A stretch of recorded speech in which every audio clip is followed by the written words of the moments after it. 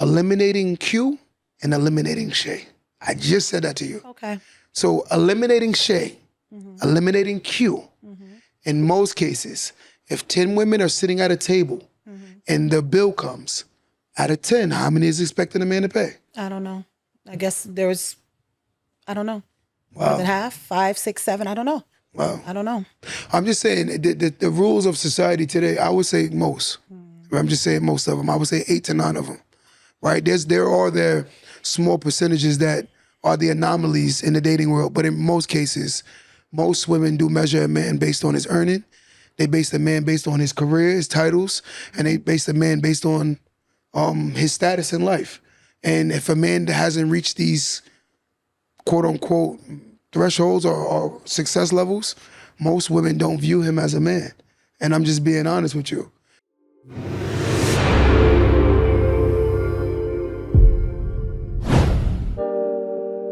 Welcome to the Don't Let That Go Over Your Head podcast, starring Q the Boss. Yo, yo, yo, yo. Welcome back to another episode of Don't Let That Go Over Your Head podcast. They call me Q the Boss. And I have my astonishing co-host. Why is there always a sudden pause when you go to introduce me? It's like you're preparing. I said astonishing though. Guys, I used a big word for her that today. Is big. That is really astonishing co-host. That is really big. Hi, guys. Shay is in the building. Hey, gang. Happy Sunday. Hi, everyone. Leash, call Shay and tell him to come. Leash, call Shay and tell him to come. I just want y'all to notice how we rep in New York right now. Rep in New York. Orange, because, Team Knicks, we taking it. We're going all the way. So, I had to dig deep in the closet. Q, like, he had his ready. Yes. With his jacket on. Like, yes. He ironed it last night. Listen, my Knicks ain't been in where we been since the 90s. That's a fact. And we ain't won a chip since the 70s, and I was not even thought of. That's the last championship the Knicks won was in the 70s? 70s. Wow. The Knicks haven't won since the 70s. Wow. So I said, I'm going to enjoy this. I'm sorry.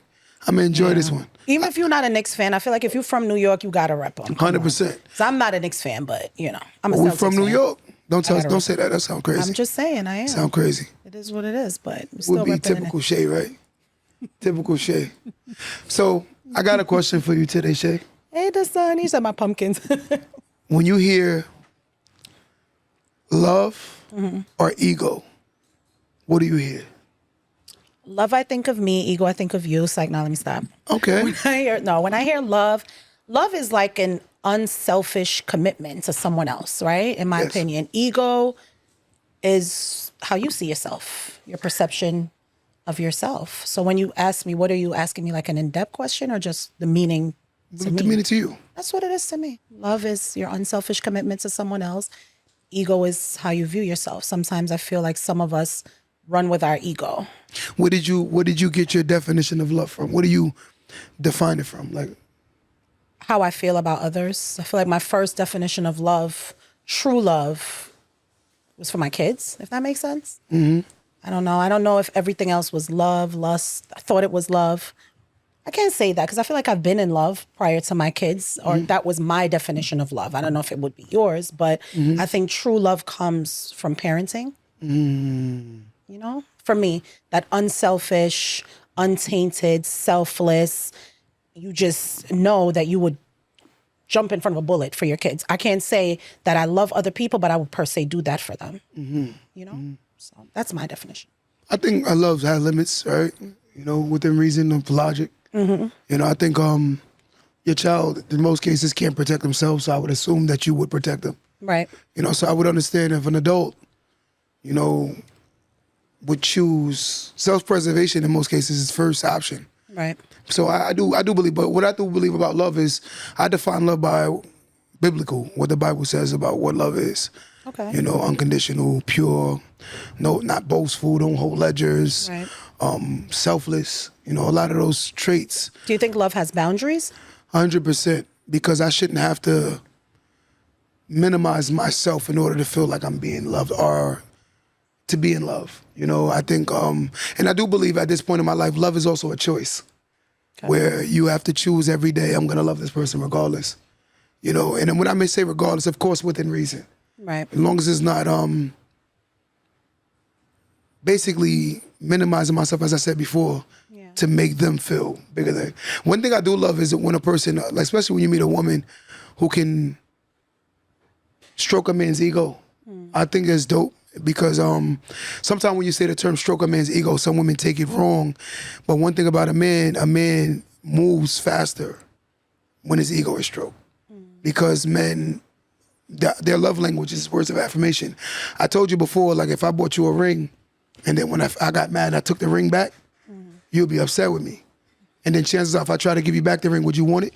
Wouldn't have the same meaning even if I took it. It would be different. That's men. Men love language is words of affirmation.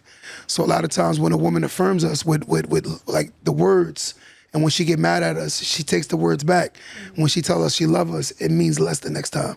It's not as valuable because when you start saying things negative, that condescends what you said about me when you were happy, it doesn't feel the same after you've said a multitude of times like, oh, you're not a real man, or you said all these things in anger. So it's like really it don't feel the same anymore. So then when a new girl come along and she say it, it feels better. You understand what I'm saying?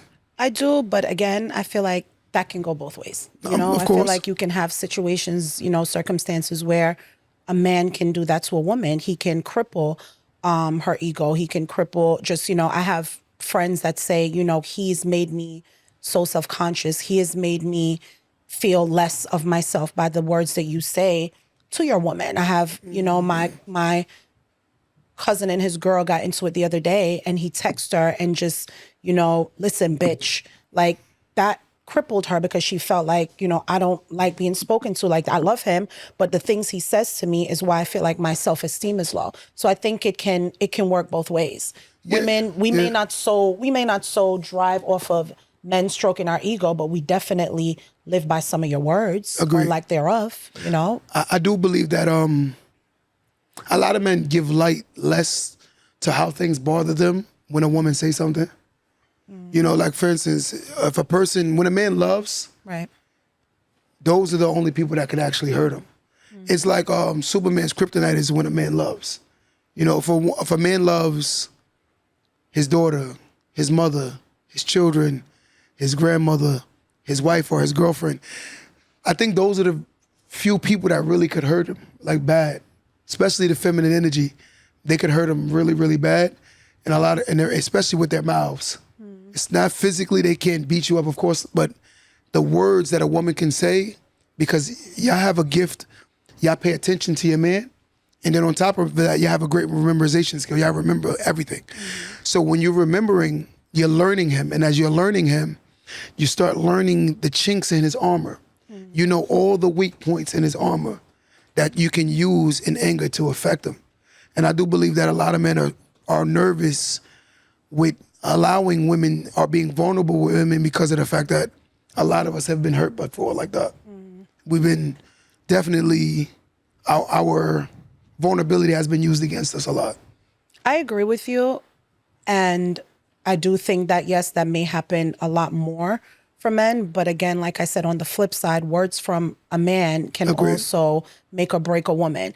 And I don't per se words from a man. I think action, lack of leadership from a man that can cripple a relationship too. Like if for us, you're looking for words of affirmation, for us, we're looking for that leadership. We're looking for you to take action. So I think we feed off of each other in different ways, you know? So sometimes if a woman feels like, well, I'm not getting from this to give him the words, and he feels like, well, I'm not getting from her to make me do the action, then it's kind of just like you're kind of fighting each other, right? Like one of those like endless weird battles, in my opinion. Like I feel like it goes both ways. And the way a man speaks to a woman goes for how she enters different relationships, what she knows to accept and what she won't, right? It's like if you put her down so much, you know, women, typically we say things like, oh, I'll never let another guy do that. But you will, because that's what you're used to. 100%. You're used to hearing men talk to you a certain way. You're used to men making you feel a certain way. So even consciously, you're telling yourself it's wrong,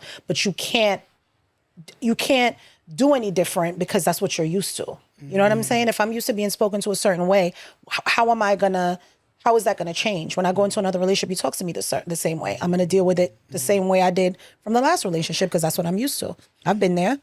You know, it's weird. I told a guy one time, Women fall in love in the beginning with what a man say.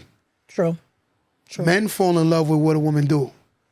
Long term, to keep a woman, men fall in love with what a woman say to keep him.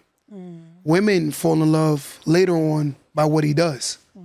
It's like it switches. In the beginning, the man, he falls in love with what she's saying to him, rather what she's doing for him. The woman falls in love with what he's saying to her. Then the roles switch. The woman starts falling later on in life to keep her. She falls in love with what he's doing for her. Right. And then the man falls in love by what she's saying to him. It's just weird how in the beginning it switches. It's like it's a trade after. And like in the beginning of a relationship, I more so care about what a woman is doing. Okay. Right? She more so cares. I can capture a woman's heart with words. And I've seen it done 1,000 times. I don't think long term you can keep a woman's heart with words. Right. But I think eventually she's gonna start caring about what you are or not doing for her. Right? But a man, she can start doing less as long as she constantly affirming him that she loves him and support him with her words. I think a man will still stay. Yeah, but I think there has to be a cap on that too. I think there's a time where men just, like, you got to be a grown up. You know what I'm saying? It's like we teach our kids, you have expectations of your kids after a certain time. You're not going to be able to hold their hand through everything. I'm not saying that you should not, breathe life into someone, but you're breathing life into them to eventually get some results. Yeah. If you're sitting there giving CPR to someone and they're not waking up, eventually you're going to stop. 100%. Your job is not to do that forever. So at some point as adults, we do have to be accountable for our own actions, and we have to show some results. Like, I can't sit here every day, Q, come on, let's go here. Eventually, if you're not getting up, then like, at what point are my words just falling on deaf ears? So I feel like for women, we have this job where we're told, keep pushing him, and a woman's work at this, and she could make a break. But at what point, while I'm pushing you, who's pushing me? And while I'm pushing you and you're not, there's no motion. There has to be motion at some point. If there's no motion, then that's how we end up kind of being like, you know what? It's dead weight. It's like, okay, like I need to see some results. I sent you something this week. I forget his name, that guy on Instagram. I think I see it. It was like him saying a lot of men now are in relationships having more expectation for their women to carry them and their women to do this, and they're just not leaders. And it's not a woman's job to make you a leader. We can build together, we can work together, but it's not my job to make a man a man. If you cannot come to a woman ready to be a man, then you shouldn't be in a relationship. I agree. That I say that all the time. I agree 100% with that statement. I do believe a woman shouldn't have to go against her nature. What's her nature is being protected, having security. When you say the term security, it definitely has finances involved in that, right? Some are more than others, some are extreme, some are less. But at some way or some form, a woman wants to know a man is financially secure and he can keep a roof and keep the situation stable. So what I do believe is if a man isn't stable enough, he's crying about himself not being in a position that he can take care of himself, I don't understand why he will bring struggle to a woman's doorstep. I don't understand that. To me, that don't make sense. But a lot of times, these guys that we're talking about, a lot of times they come from broken situations and they become very emotionally codependent on women because of the fact that they've never launched as far as to becoming adults. They still believe in the tooth fairy and Santa Claus, because they don't see that Santa Claus was their parents the whole time who worked hard and kept a roof over their head. They still believe in foolish things. They probably still believe wrestling is real, right? So it's like these kind of people, they haven't grown to a point where they're able to say, you know what, I am a burden and I should be able to carry my own water. Though, like I talk to a lot of men, I hear them talk, they say things like, their parents' accomplishments, they talk as if it's their accomplishment. They be like, my mom's, come to my crib. We cooking. He didn't cook nothing. We putting the gates around the house. You didn't put up $1. But in their head, they think that they're doing something significant because they haven't done anything significant. So they wear other people's accomplishments because they haven't accomplished themselves. And that's what I do see with a lot of the men. But a lot of times, the mothers date the son so much that the son feels like he's the husband. You ever went to or seen a situation rather where the son, when you meet the mother, he talks like he's her husband? Like, who's that? Right. I could never talk like that in front of my mother. Any male or female company my mother had, I could never say, yo, mom, who's that? That's crazy. I come from the old school where if my mother walked in the house and I didn't speak, she said things to me like, yo, we slept together last night. Right. I grew up with a mom like that. Right. You know, my mom always kept me knowing that we're not in a relationship. You're my son. And she kept me as her son, right? Until I became a man, she prepared me and helped me learn how to become one, but she never treated me like a man until I was able to provide and carry my own water, you know? I think having an emotional codependency on anyone is not healthy. You know, I don't think that. I think we need to carry our own emotional weight. Goes back to when you said, I think it was last week's episode or the episode before, where it's like you have to heal from your trauma 100%. Before you bring that burden onto someone else. Because I think no adult is responsible for another adult's trauma. Yes. You know, I can help you through things. I can be there for you. But you can't hold me responsible to heal you. That is your job to heal yourself. And that's why I told you, for me, I believe that every single person on this earth needs to do some form of therapy, because it took a lot for me to realize that I had an issue. And I would always find someone to blame. Like, you know, the reason I'm like this is because he said that, she said that, he did this. Yes. And it took a lot for me to say, you know what? But if it's always, then maybe it's you. It has to be. I needed her. What I also love about therapy is there is no, you're at fault. They guide you to kind of figure out what the problem is. Of course. You know, how do you feel about this? How did that make you feel? And I'm sitting here like, what's wrong with her? But I had to tap in to be like, oh, shoot. That was my fault. 100%. Or this wasn't this, you know? 100%. So I feel like it's just important for everyone to just seek that help before you get into relationships. Because I think a lot of us are getting into relationships, unhealed trauma, baggage, everything. And we have this expectation for the other person to make us whole or to make us better. But if 100%. if you can't feel whole by yourself, then you don't need to be in a relationship. It's nobody's job to complete you. And you know what I mean? We've been taught the opposite, because if you look at it, for one, we've been taught that every time you've heard things, girl, he doesn't make me happy. I know you heard that statement plenty of times. I've never heard a man, for the most part, say, yo, she don't make me happy. I don't hear men talk like that. Yeah, but no one's happiness is measured by someone else's expectation. My unhappiness is my evidence for my life. Agreed. You know what I'm saying? So you can't measure. What a man doesn't do, but two things can be right and wrong at the same time. So just because you don't do it, that may be, for you, that's not a thing. But for me, that may be a thing. And for women, because we know we're so emotionally wired, it's different for us. You guys are way more logical than us. You have some women that can tap into their logical bag, but So for why the they don't most listen part, to us? we're emotional. You know? So there's no listening to, why don't I listen to you? Just No, but because if you're able to say that someone is way more logical, some men, because you know that all. Okay, agreed. You know that all. But I agree, in fairness. But if I do say that there are a lot of men that are way more logical, then I'd be way more receptive if I was a female. Especially if I think that the man is very logical. Right? Well, the one thing I will say is, for years I've heard women confess with their mouth that a man is supposed to make them happy. Oh, wow. Yeah, I've heard it plenty of times. You've heard women say a man is supposed to make me happy? Yeah, Wow. yeah, because it's been taught. Or they'll say something like, he don't make me happy. If you look at a lot of the reasoning for separation, it's that plays a major part into it too. But when you look at it, happiness is a self thing where a person's supposed to do things that make them happy. They shouldn't look for, because if I'm looking for happiness for my woman, soon as she gets mad, she's gonna take my happiness away from me.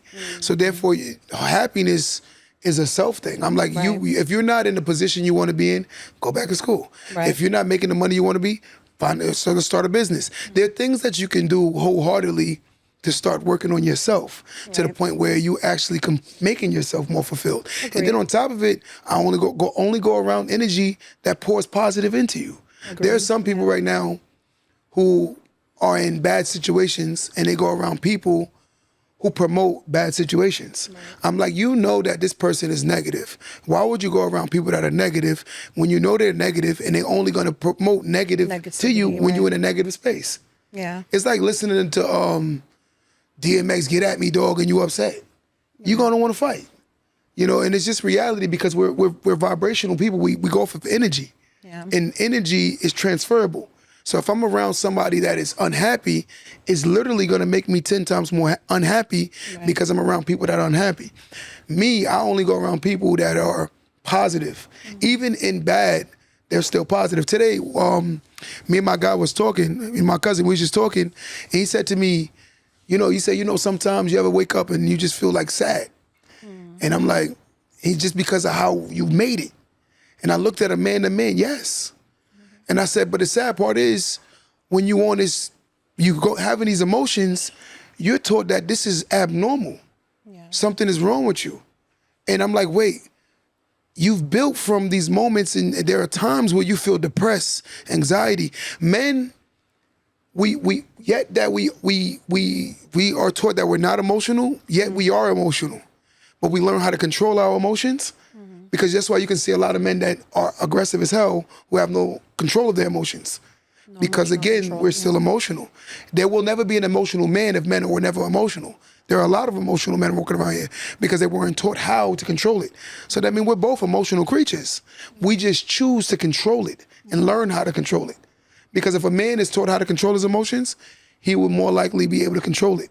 Therefore, a woman can learn how to control her emotions but too. we're wired differently. I think because of the hormones, this is proven. This is like just by our biological chemistry and makeup is why we're emotional. It's why women, we have estrogen. We have different hormones that secretes that level of emotion for us. So this is not just like you wake up one day and it's a woman on her cycle. You might get a different version of her a week or 2 weeks before and after her cycle than you would normally because it's just how we're wired. It's like pregnancy, different hormones. We just carry different things, testosterone. That's what gives you guys that ego, that buildup. It's just very different by just how we were wired. So I think do I think that women can practice more emotional control, including myself sometimes, for sure. But I feel like you have a lot of men now that are extremely, extremely emotional. So what do you think that comes from? Where do I think it comes from? I don't know. I don't want to fall it back to a woman. I don't want to fall it back to his mother or his girl or his wife or his this. I feel like sometimes you guys have to do the same thing that you just said. Have that emotional control in situations. Like when men are going around just saying what they need from a woman and, she could have did this and she never did this. As a bartender, I have heard men sat there and talk about women like they're two females that are talking. Because if you if you really evaluate this man, right, and you dissect the onion and you peel his layers back, you're going to see that there was definitely never a masculine energy or a masculine figure teaching him how to be a masculine figure. A lot of these guys that you hear that talk like that, they're very feminine because they grew around feminine energy. Or the feminine energy in that household was dominant. So you could have had a male there, but he was a male, he wasn't a man. There are a lot of homes that may have men, or they may have males there. So your father could have been a grown male opposed to a grown man. A grown man is not one who breaks a family apart. A grown man is who actually keeps a family together. A grown woman is one who keeps a family together too. There are a lot of grown females and a lot of grown males running around here who believe in breaking everything up. And that's because of the fact that they never were taught how to keep things together. Right? So let me go, I'll give you further detail to explain my analogy. I disagree. Okay. But again, let's say you got a mom and she has a boyfriend, which is your stepfather. Say your mom is the breadwinner, he lives off of her. So to a young man, that is a horrible example of a man. So reality, yes, he is an older figure, which makes him, and he has a penis, which makes him a male. But he's not representing what the example of what a man looks like. Characteristics of a man. Okay. So therefore, again, and that happens a lot of times too, where these young men are in households with moms who actually date grown males. So therefore, this young man is seeing, or this young guy is seeing certain characteristics from a male. He's not learning how to be a man. So ultimately, one day he's sitting at the bar talking to you. Guess what he's become? A grown male. He hasn't become a grown man.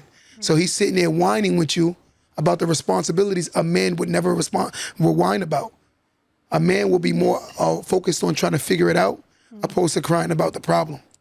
Right? I agree.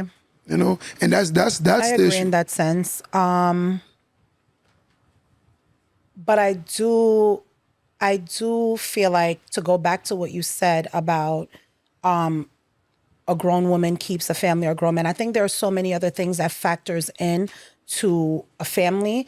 I was reading something yesterday that said it's not just about having a home, it's how kids are going to emulate how their parents actually live in a home. So you can have a mother and a father and children in a home, and it's really a toxic space for the kids. Agree. And I remember one time when I initially, here we going back, I hate going back to this. Toxic when I people in the initially house. was talking about a divorce, right? Like a year or two ago. And I remember leaving my house, the lawyer had called and I'm like, you know what? I don't want to have the conversation in the house. So I was in my car and he's like, I've done this for 30 something years. And, he's like, listen, what you do with your marriage, with your life, it's your business. Yes. But he was like, I will tell you this. You have a lot of parents that assume that staying together and living in toxicity is best for the children. And a lot of time those kids can turn out just as good or just as bad as the ones that are in a loving home. Not in most cases, though. So like I said, everything is relative. Two things can be right and wrong at the same time. To each his own.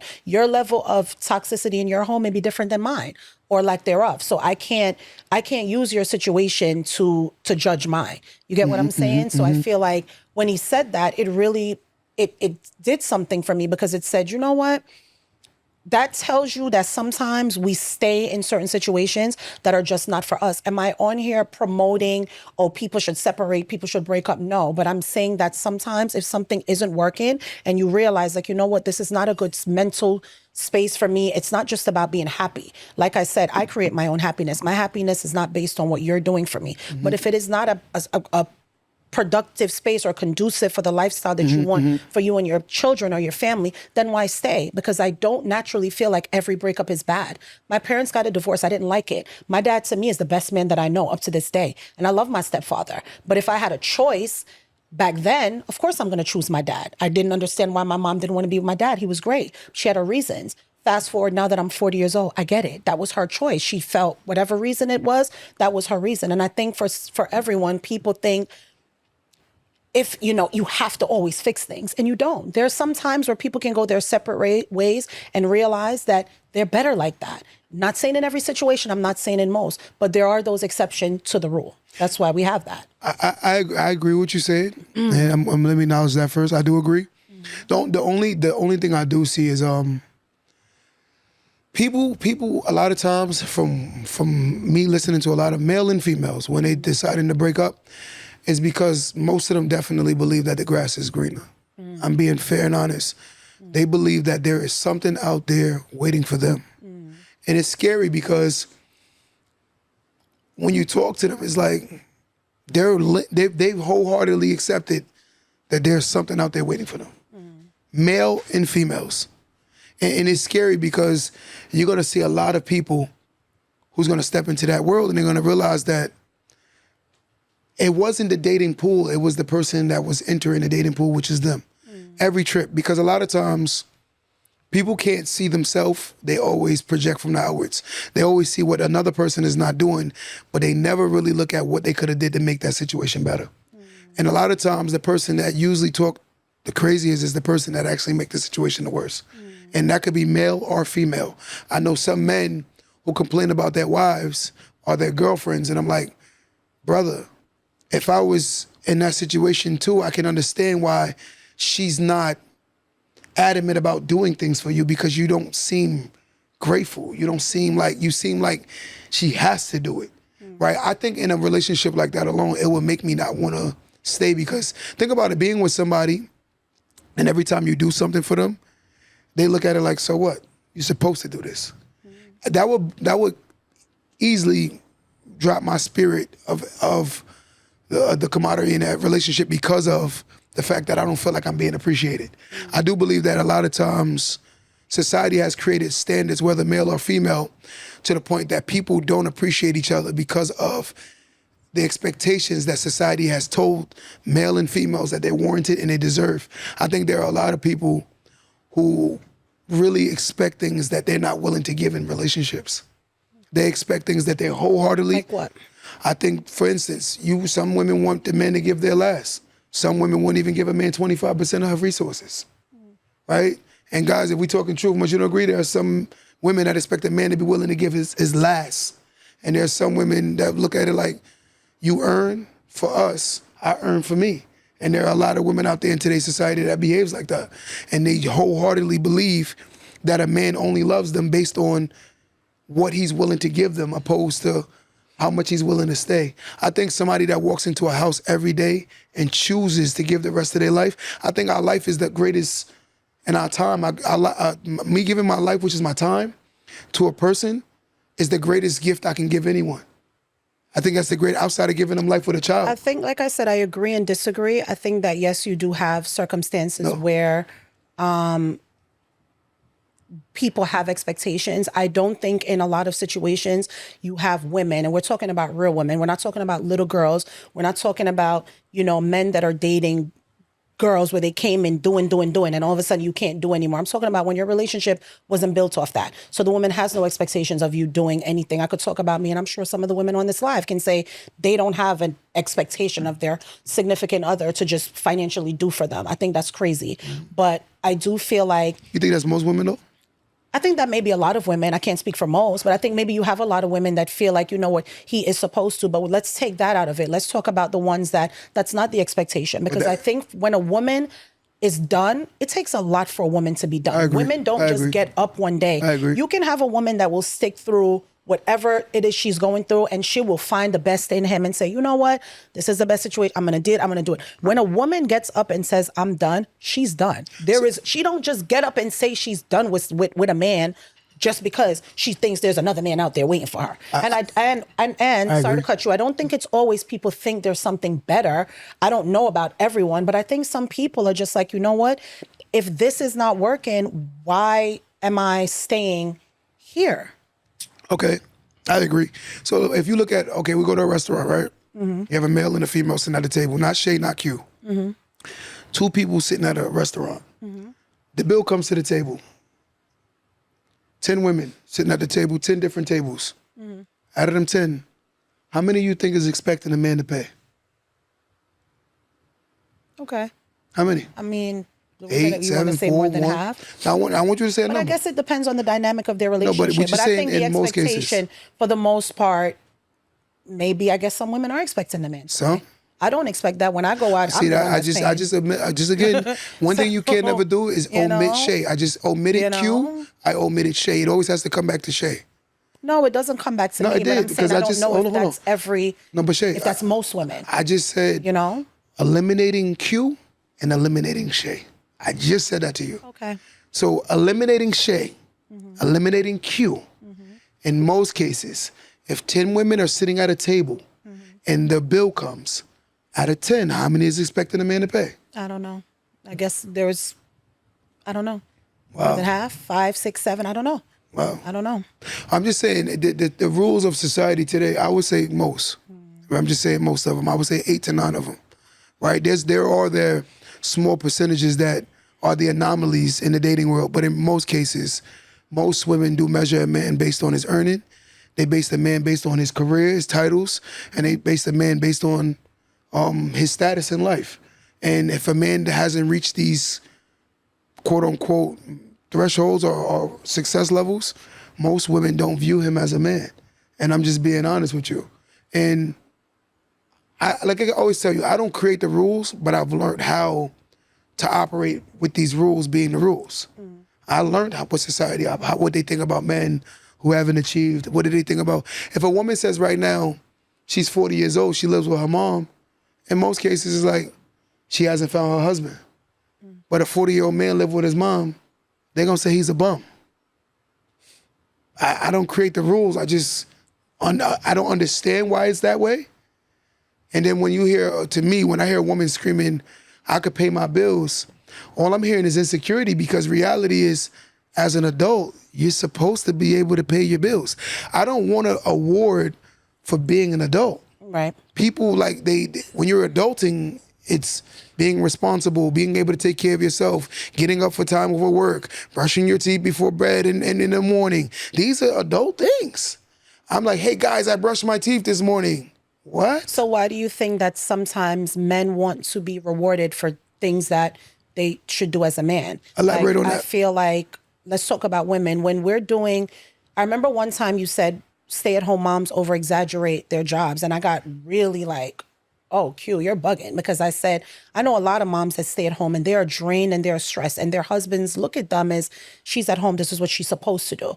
But he has this expectation, like, I just went out and worked all day and I can't even this and I can't even that. It's like, so why is it that you feel like there's some men that have an expectation for doing what it is they're supposed to do? But for us, it's, you know what? That's what she's supposed to do. Because I think one of the most rewarding jobs a parent can have is being able to spend time with their children. So if I'm hearing my woman complain about, oh, I have to be home with it, you should have never had children. I'm being honest. You should have never had children. That's your opinion. No, I'm just being fair. Because it would be a blessing if, okay, let's say hypothetically my woman worked all day and I got to stay home with my daughter. When your child reaches, remember, I've been a father since I was 17 years old and I raised my son by myself. So when I hear certain people tell me the hardship of being home, a lot of times the people that complain about the house being messy is the people that spend most of the time in the house to make it messy. If a husband is never there, that means you and the kid is messing up the house. So if the kid is messing up the house, it's because you allow it. So the reality is all you're doing is cleaning up what you allow. I'm talking about just cleaning them. I'm talking about after you have a child and you have a newborn. Let's say you have one and then you have a 1-year-old. Newborn is only but so long, right? You're right, Q, but a child from the age of about what? Most kids are in school now by what, 3, 4, we can say? 4. They go. So think of maybe being home. It's not just cleaning. I'm saying it's just mentally. It's a lot that you have to put in to just being a stay-at-home mom. I don't think it's just, oh, she's at home watching soap operas, folding laundry for half the day and talking on the phone. I think some women, it's a job within itself. And I think it's a job that we discredit and we don't give enough women credit for the fact that, like, yo, they're staying at home and that issue might be a little hard too. It's a lot. You know? I agree, but I think that society has taught people to complain so much that all they do is complain. Yeah, I'm gonna be honest with you, Shay. I raised my son by myself, and you would never. You've been around me 100 years. You ever heard me whine about it? And I was the ultimate provider. His mother didn't give me $1, not a nickel, not a cent. I used to have to go pick up my son from school, bring him to my job, make him sit in there helping with his homework while still working. At what age did you start raising him? 8 years old.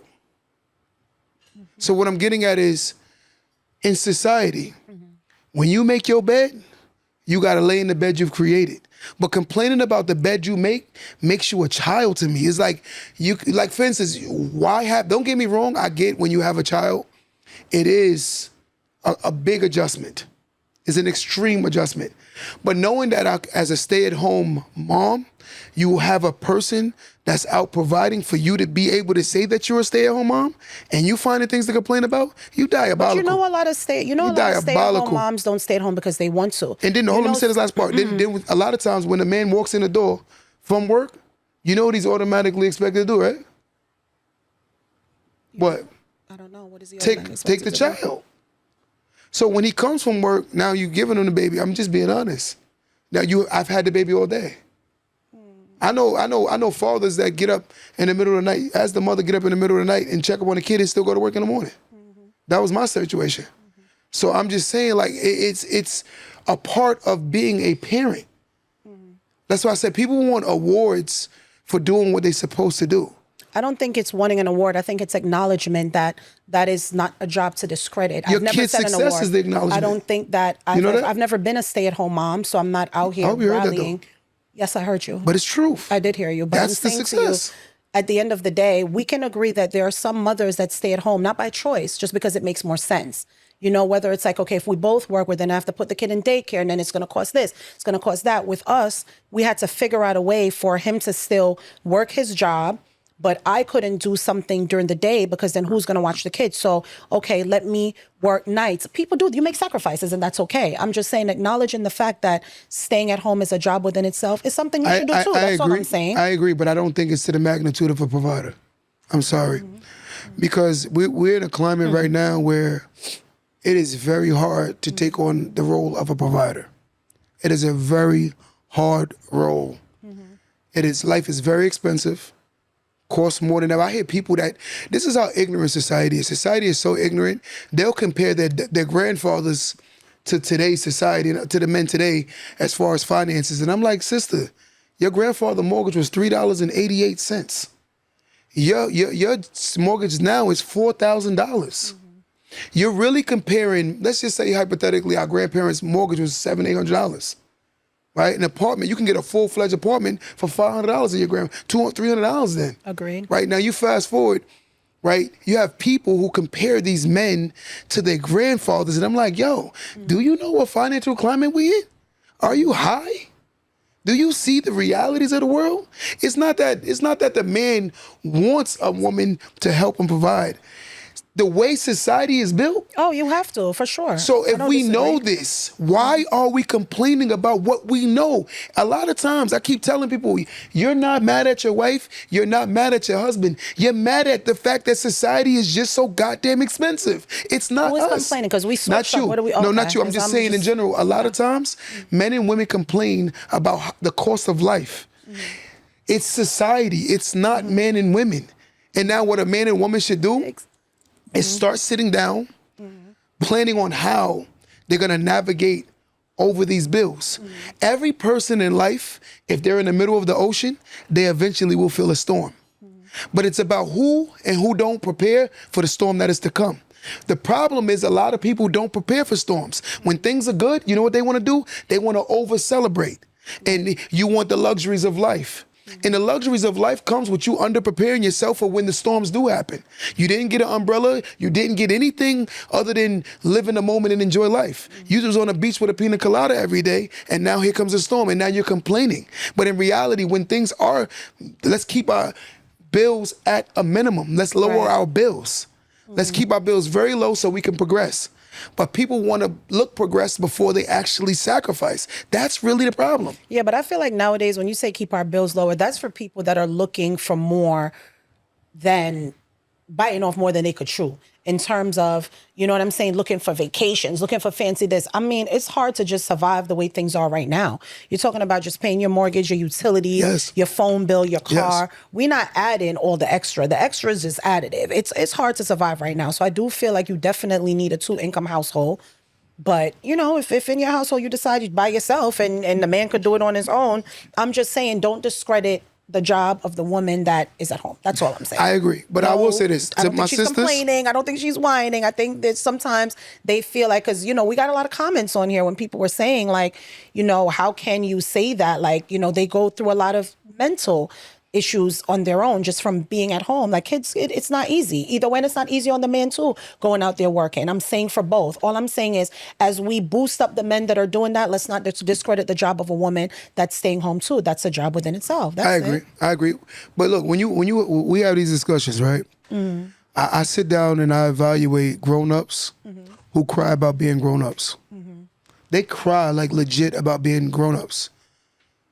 Say, I'm not gonna have a child break up with her mother and then be mad at the fact that I'm on child support. Right. In most cases, don't that come with a breakup? I would have loved if I had a woman who was mature enough to say, yo, let's work it out even though we're not together. Right. But society has told women as soon as you break up to do what? Go get child support. Because a lot of times when you break up with a woman, the woman cares about the man being broke up, period. She don't want to see him progress. She wants herself to progress, but she don't want to see him progress, right? When a woman goes for child support and she has a good child's father, I already know she's not a good child's mother. I'm being honest with you. When a woman has a When child? a woman has a child and she goes for child support and she has a good child's father, Okay. she's a he's bad good, baby okay. mother. She's a horrible I had child's to say mother. there. Horrible. That's what I call a baby mother. If he's a good father and he's providing, that's different. But if he's not providing, then I definitely think, girl, you need to go get your money. Some women don't even care, but as soon as y'all break up, they're already at get your family money. court. They don't give a damn. And I'm talking about, I've met some good guys that are on child support, and I met some bad guys that are on child support, right? If I show you off camera how much money I've sent to my daughter and how her mother behaves, society won't call her out on that. Today we was having a discussion, right? Women always get the benefit of the doubt. Y'all always get the benefit of the doubt to each other. Always. If a woman is screaming outside right now, he hit me, you automatically gonna look negatively at the man. But if the roles were reversed, you will look at the guy like, what'd you do to her? I'll give you a scenario. Watch this, Dre. You take a woman, she's cheating. She tells her friends she's cheating. Women will justify her cheating. But if a man tells you or most women that he's cheating, y'all will owe you a dog, you a piece of crap, you trash. I'll give you another scenario. A broke man steps out on his woman, right? You know what they gonna call him? Oh, this bum had the nerve to cheat on me. A rich man get caught cheating, you know what the woman say? Oh my God, she trying to steal my man. You see how weird society is? Everything is about economics so bad to the point that people can't use no logic. Look, a broke man cheating, broke man cheating, oh, his broke dude got the nerve to cheat on me, he has some nerve to step out on me.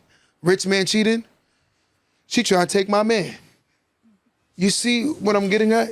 I see where you're getting at. I'm just saying that it could go both ways. I feel like you could have a woman does it, oh, this bum, this, after I take care. It can go both ways. And that's the rationale of how I look at things. I don't see things as just the man, the woman. I feel like it plays both. I'm a woman, you know what I mean? So I could never see things the way you see it. I can sit and listen and start really rationalizing and think logically and say, you know what, he's making sense. But as a woman, I've heard men talk the same trash about women too. Agreed. Oh, she this. I've had friends calling me, oh, she's such a bum, and she this. And this is a man talking about his woman for whatever the reason, whether it's she didn't have.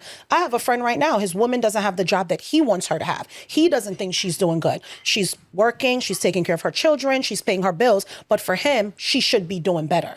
So he thinks like, I don't know if I could be with her because what's her 5-year plan? But I said, but what if she's comfortable working? What if that is her plan? If she's doing well and she feels like, listen, I'm okay, I'm paying my bills, I'm able to travel, my kids are good. Why is it that she needs to live up to your expectations and your standards? And why are you basing her economics on whether she's a good partner for you? Why can't you see through that and say, you know what? She's a mother, she takes care of herself, she's good to me, and that's enough. So I think for some men, your enough isn't there enough either. I agree, but I do believe that the men and women, when they come from financial struggles, they tend to feel very insecure when struggle starts coming back on them, when they don't feel safe. For instance, I remember when I started dating my girl, I said to her, I don't feel comfortable with you. She said, well, I said, you spend more money than you should be spending. And I said, it's not that I'm not doing good or bad. It's just I don't feel the way you financially feel safe with me. Why shouldn't I feel safe with you? And you expect me to look at you as a partner? If the whole burden is on me, so God forbid, if anything happened to me, it's over. Right. That's a bad, unhealthy situation to be in. And to be honest with you, a lot of times when you meet those girls that are like that, they're very financially materialistic. They will always have high expectations of being spent on. And I'm like, you don't even have the resources that complements the lifestyle that you're trying to portray. And I think that's crazy within itself. Like, for instance, they always say, I know you've heard it, big bag with no money in it. Big old expensive bag, $5,000 bag with no money in it. And the reality is because society has told us that look better than what you actually are. Are there women that have money? Yeah. Are there men that have money? Yeah. But the reality is most of us don't. Because only 6 to 8% of Americans that look like us make over $100,000 a year. But then we've been told that $100,000 is not a lot of money. $100,000 is not a lot of money based on a materialistic lifestyle that people want to live. Right. Because I can see a Spanish family who make $40,000 and $50,000 a piece together make 100. You have one individual making 100,000. You have two Spanish people making 100 together, and they still have more money saved than that individual who's such a high earner. Right. Because the expectations that come with high earning is the lifestyle that the person wants. Right. So therefore, they can get ahead because they spending their resources consistently to look like they're already in positions. Well, that's just silly. You have a lot of people that do that, but that's silly. If you living above your means, then that's crazy. You know what I'm saying? But what about the ones that aren't? What about the ones that live within their means and the males that, okay, this is what we make, or the women, this is what we make, and this, it's not everyone. Yeah. I do think, and I said this to you before, I think that a lot of times you have a lot of men that come out here showing off to women, like, this is what I could do, this is what I could buy you, and then get mad when the woman has that expectation, and then we'll classify some women as gold diggers. Women aren't going around looking for gold to dig if you're not showing her that. Sometimes. But for the most part, Q, I don't think you have women that are out here I don't think you just do. sitting here like, I want. If you don't have a lot of men that are showing up like they could do this, they could do that. I think there are more women. But she's not staying. Let's talk about the official gold diggers. I'm just saying, I think there are more women who are less like what you are than what you say. When I tell you all the time, the issue is when you make you this, I think you are the kind of woman that'll go find your own gold. I do believe that. And you'll bring it into the table, you'll hold up the table. I do believe that about you, wholeheartedly. But the issue is you give a lot of bum chicks too much credit. And the reason why I say that is because when you make you the standard, for that bum that's sitting on welfare, for that bum that's sitting there living off a man, for that bum that don't want to do anything, there are more that are like that than not. and trust you me, who are literally every day waking up having expectations of finding the right man. They're not sitting there saying, I'm gonna work hard to build my life. They're looking for someone that already has built their life so they can live off of them. And the same as a very feminine man. There are very feminine men who operate in that same multitude. They literally look every day for a woman that they can go live off of. Right? And there are more people in society that are like that today than that are saying, you know what, I want to carry my own. I trust you me. There are way more people like that, male and female. So a lot of times when it is sad, but when you talk to the society and the realities, the truth is the truth. So sometimes when you say what you say, you give a lot of bum chicks flowers. And when you talk crazy about men, I tell you, there are a lot of bum dudes out here. There are dudes that's, because again, that masculine energy didn't show them like, yo, why are you driving your girl car? Yo, why you living off your shorty? Yo, why the gutters clean? Why your girl on the roof? That's the kind of man I am. And you know I'm calling it out. Because I don't respect a man that operates depending on a woman. A woman is supposed to compliment me. The scariest thing I see in society today, Shay, the only way to build wealth is through family, unity. Without unity, there is no wealth building. Blacks have the most disgruntled families in America. Would you agree? This is why we have the least wealth. And on top of that, you will sit here and listen to a woman. She would say to me, I pay $5,000 a month in bills, and I will never go 50-50 with no man. I said, yo, you so slow that if a man moves in with you and give you $2,500, that means you keep $2,500 in your pocket. How is that not smart? Right. That means you miss every financial class or you miss every math class there is. 5,000 divided by 2 is 2,500. So that means you giving me back 2,500 by the fact that you paying 2,500, and I don't think that's a plus. Man, your mother and father got to be, they created something slow. That don't make no sense to me. Because in most cases, most people will be in that position because of the cost of living. It's not about broke or rich. It's about the cost of society. That's what it is. Most people don't make the money like that. And a lot of these people that scream 6 figures, they don't make 6 figures.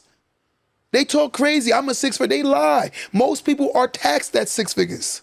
They don't make 6 figures. They're taxed at 6 figures. What do I mean by that is a person making 100, they got to clear about 140 to 150,000 to take home $100,000. Because tax is about 36 to 38 of 100,000. So if let's just round it up to a clean 40. That means you got to clear $140,000 a year to make 100,000 clean in your house. So when people say, I'm like, no, you don't make your tax at 100,000. What will take you over the hump of making 100,000 is by having a partner that covers that money that they're taking in taxes. That's what keeps it in the house. In the society today, we don't think like that. I don't understand why and when did it become everything about finance? To the point where people don't think like that. I don't see my woman as a liability. I see it as an asset. Because the money that I'm being taxed on, she gets to bring it back in. That's the point of a team. Right. But society talks completely different, where it's all about competition. He don't make enough. I'm like, neither one of y'all make enough comparable to what society costs. Especially if you have a very materialistic mindset. A person could look at a Louis Vuitton shirt that's ugly because it's Louis Vuitton, like it more than a plain t-shirt. Because it says Louis Vuitton. I think that's our culture though. I think it's a lot more our culture than it is anything else, where we would rather look rich than be rich. Yes. Kind of mentality. So I don't think that goes for everybody. I don't know where we spoke about this, where I told you about my friend that was working at the school that was like, you would have these white families, Spanish families, Indian families, Asian families. They come, they pay the tuition, whatever it is. And then you had black families that would come. She said they're dressed to the T, the latest of everything. And when they get the bill, they need to now drop classes because they don't have enough for the bill. I wonder why. We spoke about how in our culture, we glamorize prom as like it's the biggest accomplishment ever, where it's kind of like, you're supposed to graduate high school. Like, we do a little something for you, make you look cute. I had a little cute dress when I graduated, but never did my parents feel the need to rent me the most extravagant limo, pay $2,000-$3,000 for my dress. It's just getting a little ridiculous as to where we're investing, what we're investing our money in versus how we're yielding it. Like, I feel like for me to invest $7,000-$8,000 on Instagram the other day, this one woman spent $15,000 on her daughter's prom. That's crazy. And go look where they live at. That's crazy, so. That's almost 50% of a down payment for a house. Yeah, that's crazy. 50% of a down payment for a house. But Our mindsets are warped, and social media is creating more of a warp where you're seeing men and black women and black men already have problems. As social media has progressed, it's created more of a division to the point where we're in worse financial situations than when we started.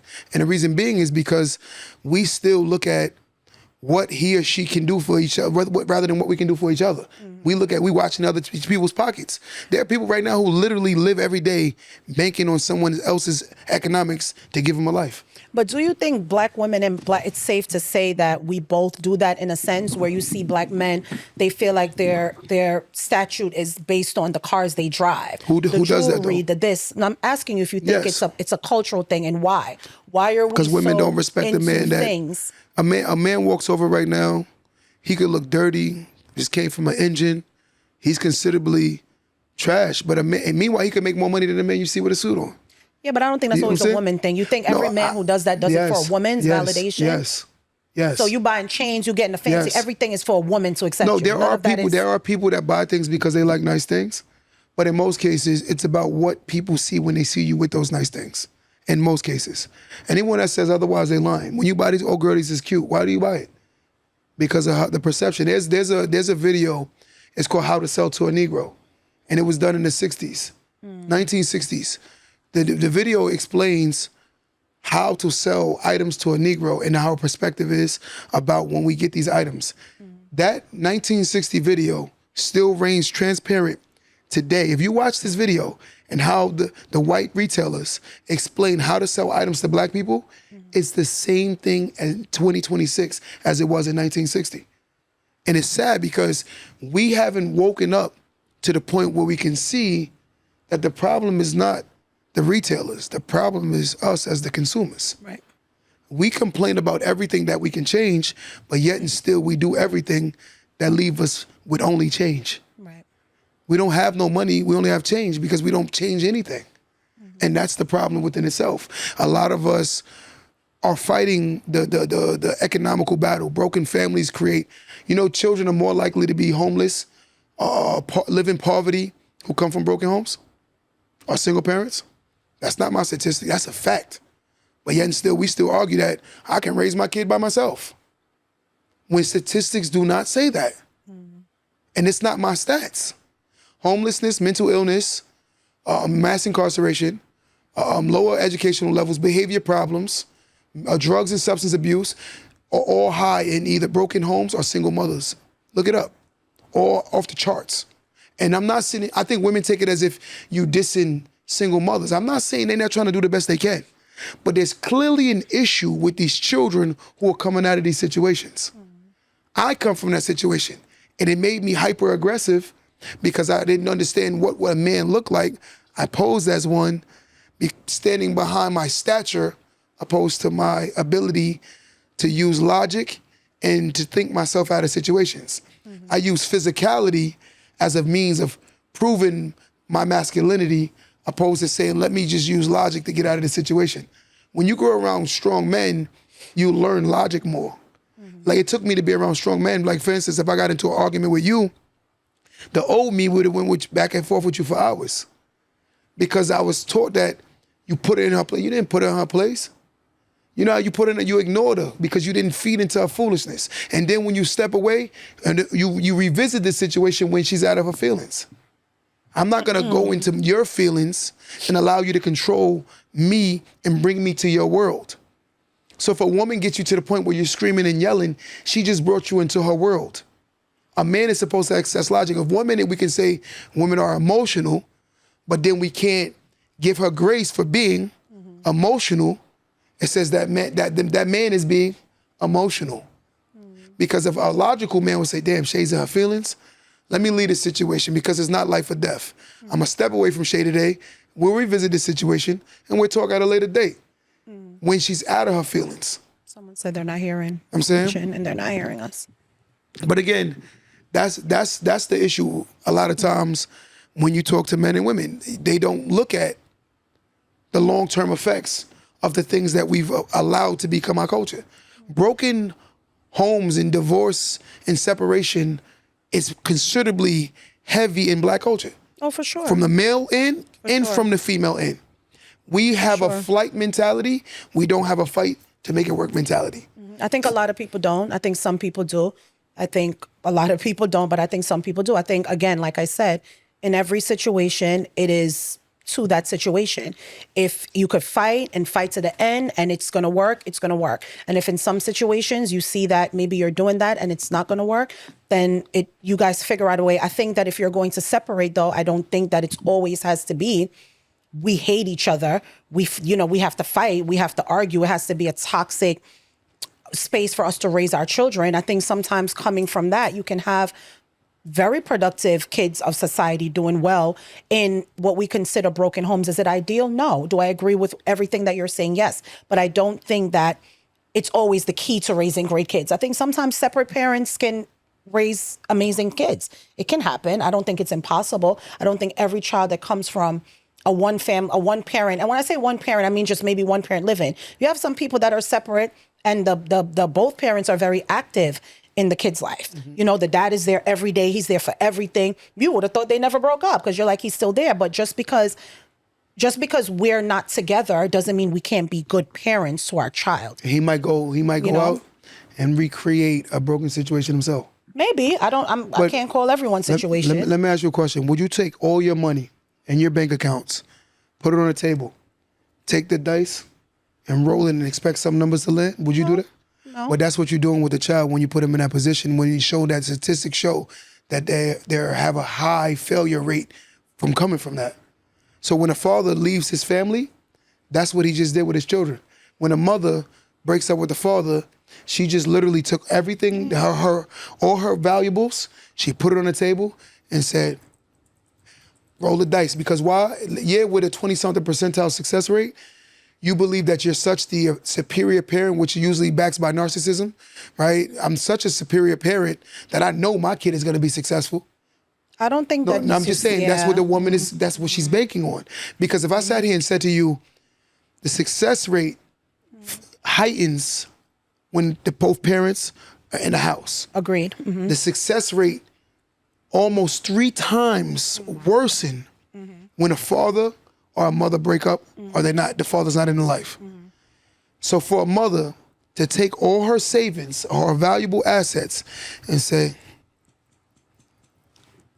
that's crazy. I mean, again, Q, you know me, to each his own. And I feel like in every situation, it's different. For whatever the reason is why some people cannot stay together, that is their reason. I'm not going to say just because 2 people aren't together that the child is, of course, the better situation is exactly what you said. It's best 2 family, we would all love it, right? But it's not always like that. Everyone isn't like that. And I just don't believe that just because that isn't the case, that means that child is going to be broken.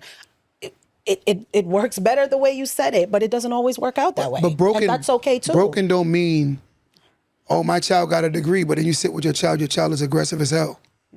Broken don't mean, oh, your kid can't be educated and work a job every day. Broken means this person has a very, very heightened sense of, they're very combative. They're not good at cooperating. They're not good with teamwork. They didn't see these things. They saw separation. So to them, it's like, okay, it's the same.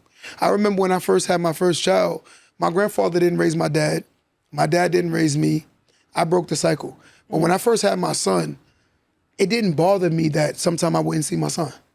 It didn't bother me. And then I told my mom one day, I said, Mom, I got to talk to you. And she said, what? Mine, I'm 17 when I had my son. I said, I got to talk to you. She said, what's up? I said, sometimes I realize it don't bother me that I don't even see or talk to my son. And my mom said, so when you understand generational curse, generational trauma, generational life itself, you'll see that there was clearly a spirit over me that I had to break. And as I'm telling my mom this, I'm like, there's something wrong. And my mom was like, boy, I said, Mom, something's wrong. Because there's no reason why as a man I don't miss my son. There's a reason why I'm not worried. And I'm like, but again, I grew up like that. So therefore in my mind, he gonna be okay. I give money, right? Not looking at the emotional aspects of the instabilities that the children are created who come from very inconsistent situations. Right. You see it clear as day, right? Whether they're emotionally codependent on a relationship, It can come out in different variables that might not be they're incarcerated. It could be your son is extremely emotionally codependent on a relationship because of the fact that your mother and father broke up. You ever see some people run to relationship to relationship to relationship to relationship? Because that can be a beckoning to the reasoning why. Behind every person is a story that hasn't been read. Every book that you see is a cover. The moment you start opening that book, you start seeing why people are the way they are. Right. And things affect people different. For me to make me the standard, my children aren't in the same world I grew up in. So the chances of my child even having the same level of logic or the experiences is second to none. It's never going to happen because the reality is they're not in the same world. Their streets is the internet. Our streets was outside.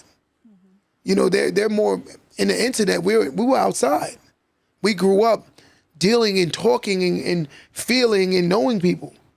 My son could live on a whole block and don't know nobody on the block, Right. unless he go to school with them. Like legit, I knew every adult on my block. Everybody around my whole neighborhood. See, that's the difference that we're seeing today. And you're seeing more and more separation and the frustration of a single parent comes with a lot of anger. I'm not gonna sit here and pretend as if sometimes as a single father, I didn't have frustration, anger moments because of my circumstance. But again, it comes with it. Yeah. Did I wish that he had a person that can nurture better? Because I understand the powers of having a nurturer and a provider in the house now, more than ever now, way more. Yeah. Listen, like we said before, I think we need to vet our partners better so we can make better decisions. I think people do go into relationships not knowing who they're with, not knowing, just not having that base foundation of what it takes to have a healthy relationship. I think a lot of times broken homes are created because the foundation was cracked to begin with. And I think that sometimes... Our expectations. Yeah, whatever it is, you know, you have your view, I may have mine, but I think that whatever the reasons that are, if the foundation is cracked, it's hard to build something good on something that started off shaky to begin with. People can work through things, but like I said, everything is relative and subjective to who's going through it. And I'm wrong to tell someone, I would never ever tell someone to walk away from any situation or any relationship, but I'm wrong to tell someone what their tolerance level is based on what they're going through. What they're going through is their evidence. And it sucks that sometimes we bring children into these really effed up situations because I think a lot of times people just have babies and you don't realize that it's a commitment. Like it's a journey. It's hard work. It's Agreed. a lot, Agreed. you know, but like I said, I am no one to tell anyone what their lives are. You can't do it. The people on this Agreed. live, anybody, Agreed. I can't tell people what they're going through. It's not for me to tell you. I got a question for you. Let's say you're 18-year-old. Let's say, matter of fact, your 21-year-old son. I know he's not yet, but let's say he's 21 years old. He sit in front of you. He grew up in a broken situation, right? And then you say, oh, you know, the best decision for me was, and he look at you and say, what was the best decision for me? I don't think anyone should say for them. Hold on. Don't never say just for you. But most cases, don't ever say for the you. decision of a person breaking up with a person is the best decision for them. It's never about the children. It's never about the children. I disagree sometimes, Q. I'm No, not saying I'm no, sorry, but I finish my think in point. some, Let me finish people, up. depending In most on cases, the situation, the Q. reason why I say it's never about the children is because if it is about the children, why do we never overly talk about how affected they are by the situation that we created as the parents? Remember, in life, they don't ask to be here. When you bring them here, you're supposed to do everything feasibly possible Agreed. for them. Agreed. So every decision after that means is you're just being selfish. Disagree. I think a lot Wow. of times people have the conversation with I talk to my I children. know Joe's a good question. I talk to my children about, hey, this is, like I said, that's why I say it's hard to talk when we're going to give a generalized opinion when you may not know someone's circumstance, Q, and that's what I'm saying. I'm not saying you cannot be a one size fits all for everyone because someone else's situation may be very different than mine. You may come to me and say, listen, that's nothing. You could work through that. Somebody else may say what they're going through and I'm like, damn, I don't know if I would I don't know if I would be able to do that. You know what I'm saying? So that's what I'm saying. It's different for everyone. You should have conversations with your children. I wish my mom had the conversation with me when she was divorcing my dad, but she did it. That was her, I was 15, my brother was whatever. She did what she felt that was the best decision for her, for us, or whatever. I talk to my kids differently, especially my oldest. My 8-year-old may not understand things the way a 13-year-old would, but I have to have conversations with him. We drive, we talk, listen, come, let's talk. How do you feel about this? What do you think about this? What do you suggest? Because I saw how when my mom just said, peace out, it kind of affected me because I just didn't understand what better man she was going to find other than my father. But fast forward, I see why she made that decision. I see why she couldn't tolerate him going out making babies with other women. Who am I to tell her it doesn't matter what he does? You should have never broken up our house because of what he did. Things are different. No, but what I'm saying is there are extreme reasoning for separation. But there are people who have extreme reasoning that aren't extreme reasons for their separation. For sure. There are people who exaggerate their circumstances. Exaggerate. Agreed, of course. And I think social media has given a faulty lens to what people's perception of what a real relationship is. I think a lot of people are delusional in the dating world to the point where they're expecting perfection from an imperfect person. You want the person to meet you who is so perfect when you're so imperfect. And it's scary that the things that the person that's gonna meet a person, they're gonna have to tolerate. When a person be like, oh, I tolerate, both people tolerate. Men and women tolerate. Agreed. So when I settled, both of y'all settled. Both of y'all settled. You know why I say that? Because think about it. If I meet a girl, she's not my first sexual encounter, I'm not her first sexual encounter. That means we can get sex. We decided both of us settled for each other. It's a choice. But when one believes that they're superior to their mate, they already have a problem in the house, and usually it's that person that thinks like that. When you can't look at the same way I'm giving my life to you, is the same way you giving your life to me, and you minimizing me giving my life to you, you are diabolical. You are every bit of the damn devil. That's the devil. That is not of God, because any real human understands that a human giving their loyalty to you, whether rich, poor, or indifferent, is a blessing. But we're talking about the different circumstances, so I'm confused. The circumstances are because, again, just to be right about what you're saying. I'm saying, what about the situations where you want to hear? Stop saying that. Stop saying what I want to hear. I'm asking you. What I'm telling you is the children that come from it, the statistics aren't favorable to a person that thinks like that. And I would never promote that belief because that's already heavy in our culture to the point where it's normal. That's all we talk about is separation. Our culture, when are we going to start talking about fighting and fixing your goddamn families? When the hell are we going to start talking like that? All we talk about is separation. After you have babies with people, you shouldn't be thinking like that. I don't know. You don't sit there, lay down, had a baby with somebody. What? That's all black people always talk about is break up, girl, you should break up, man, you should break up. That's all we talk about. You done started a whole goddamn family with this person. And now you're about to break up something that's going to destroy these children. And you believe you love your kids. Oh my God. That's not love. That is faulty love. You think by providing, but the one thing we have to understand, the emotion, children do not remember nothing you bought them, but they'll remember every bit of how you made them feel. They won't give a damn about what you bought them, but they're gonna remember everything how you made them feel. They're gonna remember every bit of that. They're gonna look you in your face and be like, the day this happened, I remember this like it was yesterday. I can remember all the way I felt my whole life. All the negative things I can remember more than anything positive, and the good things too. But for the most part, they're gonna remember it.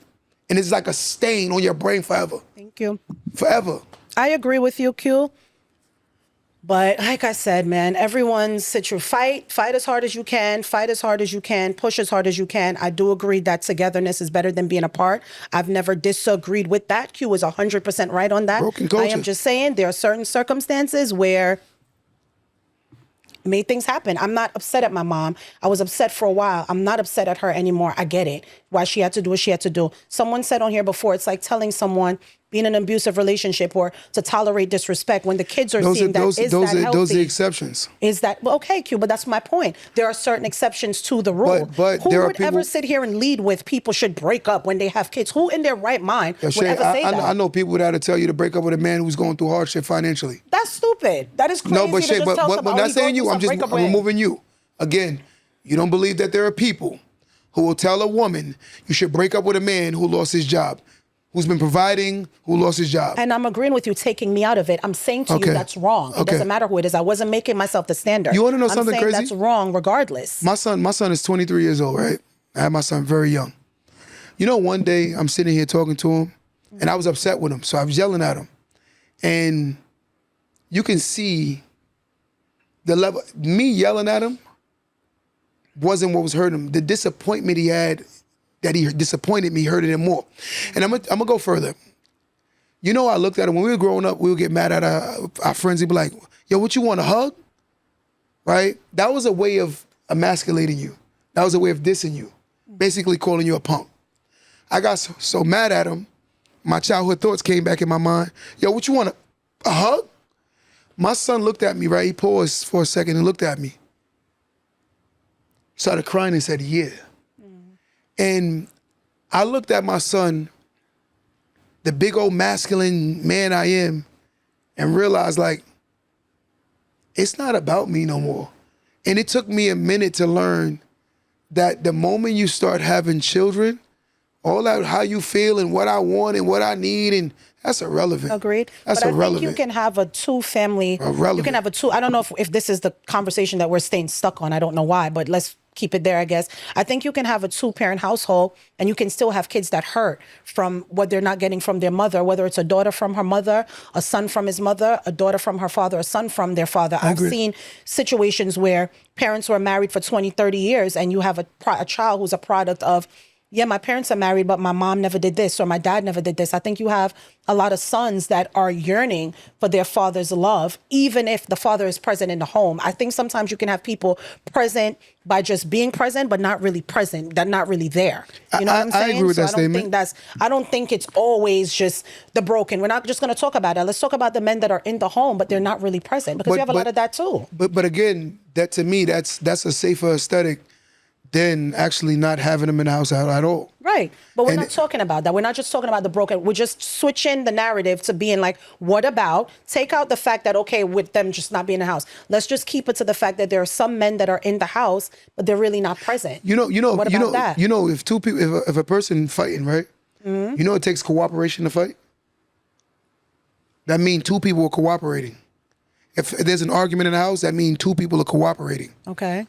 But in most cases, we can only see what the other person is doing. When a relationship isn't working, that's a two-way street. Because in most cases, neither one of y'all are doing what y'all got to do to make it work. Q, what are you talking about? I'm talking about... I'm just saying, those households that are like that, there's a reasoning behind everything. Where a child feels like they lack something? Yes. What if that man is just... Maybe he came from a broken home, or maybe he didn't learn. I'm just asking. But the fact of the matter is, him trying to stay there, it's a pro. I understand. I agree with you. No. What I'm saying is, if you come from a broken home, and you're trying to fight to break something that you come from, I have to commend you. And this is where you start pushing black people to understand there is therapy. We need to start pushing it. We need to start promoting. People need to go seek refuge from their former self so they can become the better version of themselves. They need help. But again, society has ostracized people that do that. They laugh at them, especially if you're a male figure. If you are a man, therapy? Yes. That's very sad. But again, a woman venting is a woman being a woman. A man venting is a man being a punk. I didn't create the rules. I think that's sad when it comes to therapy, because I feel like therapy is needed for everyone. 100%. Therapy is needed for everyone. 100%. For my guys in the live right now, I want y'all to answer this question. If a man is venting in society, do they see you as a man, or they look at you as a weaker version of a man if you're venting and being vulnerable?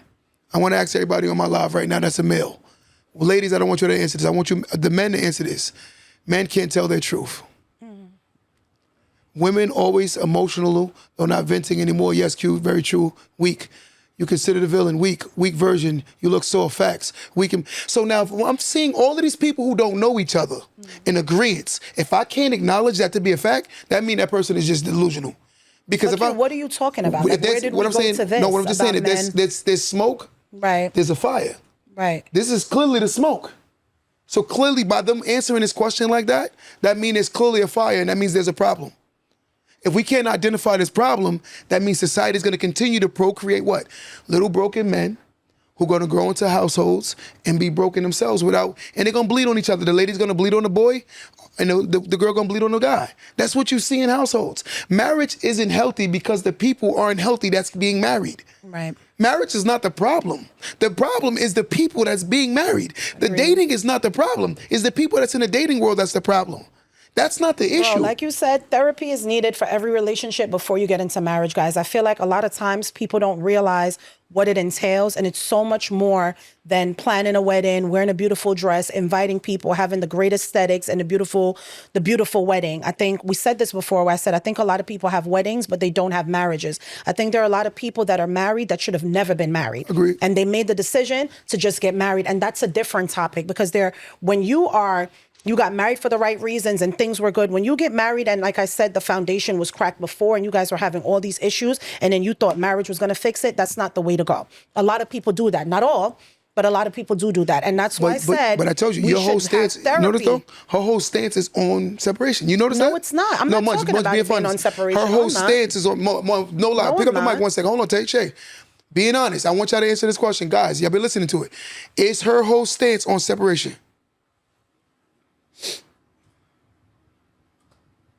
Jay, answer the question, being honest. Yes. I'm telling you, it's all on separation. I don't even know how we got to this topic, but I never made my stance on separation. That is not true. I simply said to you, I agree with you. Agreed. Can I finish? But we're trying to talk about how do we move forward as a culture. Q, I agreed with you and said you're absolutely Break right. up because it is that it's you problems. should be together. It should work. But I said to you, there are certain circumstances where I don't necessarily look at it. Let's move forward. How do we fix the families? I was moving forward. You kept going to it. No, Shay, you kept going to it. I don't know how we move forward. My stance was, Munch, my stance was making families work together, right? No, it's not. My stance the whole time, I can go back and play the whole video. That's the beautiful thing about recording, right? My whole stance was putting families back together. One of my arguments was we're broke as hell as a culture because of not having families. One of my arguments was broken kids going through homelessness, low educations, poverty. I'm creating all of these stances that are scientifically proven facts, not an opinion, facts, showing you that this is the reasoning why we're having so much of a problem as a culture. Because there are so many people who don't understand what even a healthy relationship look like. A lot of people are in better relationships than they're ever gonna get, and they think that it's something better for. I promise you, most people that are in those situations, they think something out there for them, bro. I promise you, male or female, they definitely think the grass is greener. I promise you. I promise you. They not sitting there talking about, yo, I would rather just be alone for the. They lying. They're lying. That's a deflection. They definitely believe that something is out there existing that's waiting for them. I promise you, whether male or female, they think that. So you come home every day to a person that you look at as trash because you think that somebody's out there looking for you. That's male and female. And believe me as a divorcee, I definitely had that mentality. And I'm comfortable with telling my truth. And sure enough, she had that same mentality. We both had that mentality. Because again, society is teaching you that when things don't work, run. Don't fix nothing. Run. Run, run, run. And the problem with running, stop making goddamn babies. Because these people is what, my daughter's gonna have to date somebody's son like that. Right? My son is gonna have to date somebody's daughter like that. Because again, when you come from these situations, this is what they find. They find people like that and they bleed on these people. That's the issue in society. And it's a continuous problem. It did not start with the children. It started with the parents, maybe the parents' who was a separate single mother who came on and I could be a single. I'm like, we brag about being single parents. That's kind of scary that we think like that. Black families lead in the highest level of single parents. We're the highest. The highest. Look at the charts. Asians not on the list. That's nowhere near us. Spanish not highest. You know the highest wealthiest man in America is? You take a wild guess. What kind of male you think is the highest earning man in America? No, just take a guess. I don't know. Take a guess. What do y'all think is the highest earning man in America? Culturally, what do you think it is? Is an Asian male. Now, if we're gonna sit here and be honest, it is an Asian, right? An Asian male followed by an Indian male. Would you say Indian Asians still believe in marriage? And they stay married no matter What? Black families, we have the highest incarceration kids. We have the lowest testing scores on earth. We have all the problems. And we can't identify the issue is separation. Breaking up of parents is creating broken kids. They're twisted. They have issues. They're adults who still have problems. They can't acknowledge it. It's killing these kids. But then we're going to say, you know what? My kids are going to be good because I know I'm a good mom. I know I'm a good dad. You are egotistical as hell. That's egotistical as hell. That's what ego is. Ego is when you think that you're an anomaly to a problem. When it could hit anybody's household. Anybody in this world child can be arrested. I don't care who you think you are. Anybody child can definitely suffer mental illness, start abusing substances. I know people who do no drugs and their kids get high every damn day. They don't do drugs.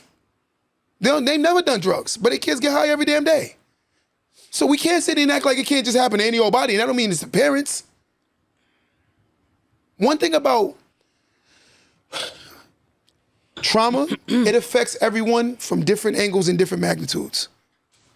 And we're just gonna keep kicking it under the rug like it don't exist. Black people, stop making babies if you plan on breaking up in relationships. Stop making babies. Just stop making babies. I'm gonna call it what it is. Stop making broken kids. Stop making these broken kids. You see that little kid that you gotta argue with that standing on the corner all day? You know why you gotta argue with him? Because his mother and father didn't do a good job with him. That's why. That's what you're fighting. That little boy that rebels against you. Every woman, I told you the other day, the woman that I met, she works at a group home. Another one works at a juvenile detention center, and another one works at a jail. She said every time those boys that similar spots, the ones that don't have dads, they always rebel against the men authority in the jails. And vice versa, the women, they rebel against what? The manly figures that they never had in their household. So what you're seeing is a society of women who are fighting against the men that were never in their household. And what you're seeing is the men who are fighting not to take on the responsibility that they never seen. That's the problem. And no one wants to acknowledge it. We just act like it never exists. It don't happen. We'll be okay. Because we're so conditioned to believe this. It's a conditioning. It's sick. Come on, bro. Like the highest success rate right now in marriage is arranged marriages, bro. People that never even met each other. They got arranged to be married. They'll meet each other on their wedding day and have a longer tenured marriage than someone you went out and dated and chose to sleep with and chose to have a kid with. Look how crazy that sounds. You can have two people who've never met before, have an arranged marriage, will stay married for 60 years, and you can have somebody that go out there, choose a person, have sex with them, have a kid with them, and they won't even last long. That's crazy as hell. Like, guys, come on. If I'm crazy, I don't know what it is. Look, my parents had an arranged marriage. And they've been married probably 1,000 years. But I tell you, we have an issue as a culture. We are broken. And we don't see it. 26 years. I already know, bro. It's like, come on.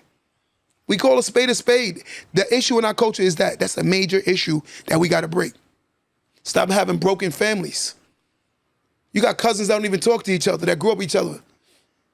You got grandmothers fighting against daughters. You got sisters that don't speak. You got brothers that don't talk. Like, this is our culture. And then you have women and men having babies with each other, believing in separation. I don't love him like that no more. You should love your kids where he's not beating you, he's not doing all these things to you. I think it's you just being selfish. Call a spade a spade. Because when I broke my marriage up, I was being selfish. I'm not ashamed of nothing. I was being selfish. But I also come from what? A broken situation. Where it took me to learn that you don't keep creating families and leaving families, because the problem is you. If you make a child and you leave a person, make a child, leave a person, make a child, the problem is you. I don't care who want to say otherwise. The problem is 100% you. Hands down. Hands down. Male or female, it's you. It's you. Period. I'm not talking about you, I'm talking in general. It's a problem. It's a major problem. Major. That we just kick under the rug. I already know, it's disgusting. Everyone don't want to hear it. It's the truth.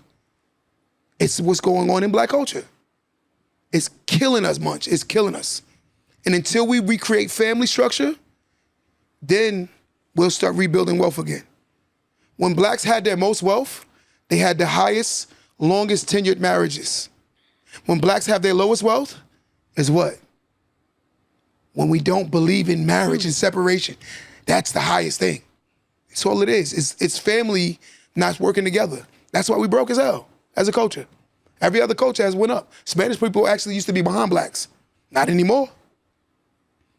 They starting to own more houses than any other culture. Spanish people killing it because they believe in families. Miguel ain't leaving his wife. And Luisa, she ain't leaving Miguel. They gonna work that thing out. Because they decided that day when they said for better, for worse, for richer, for poorer. Why we take oaths that we don't even believe? Why do we take oaths that we don't believe?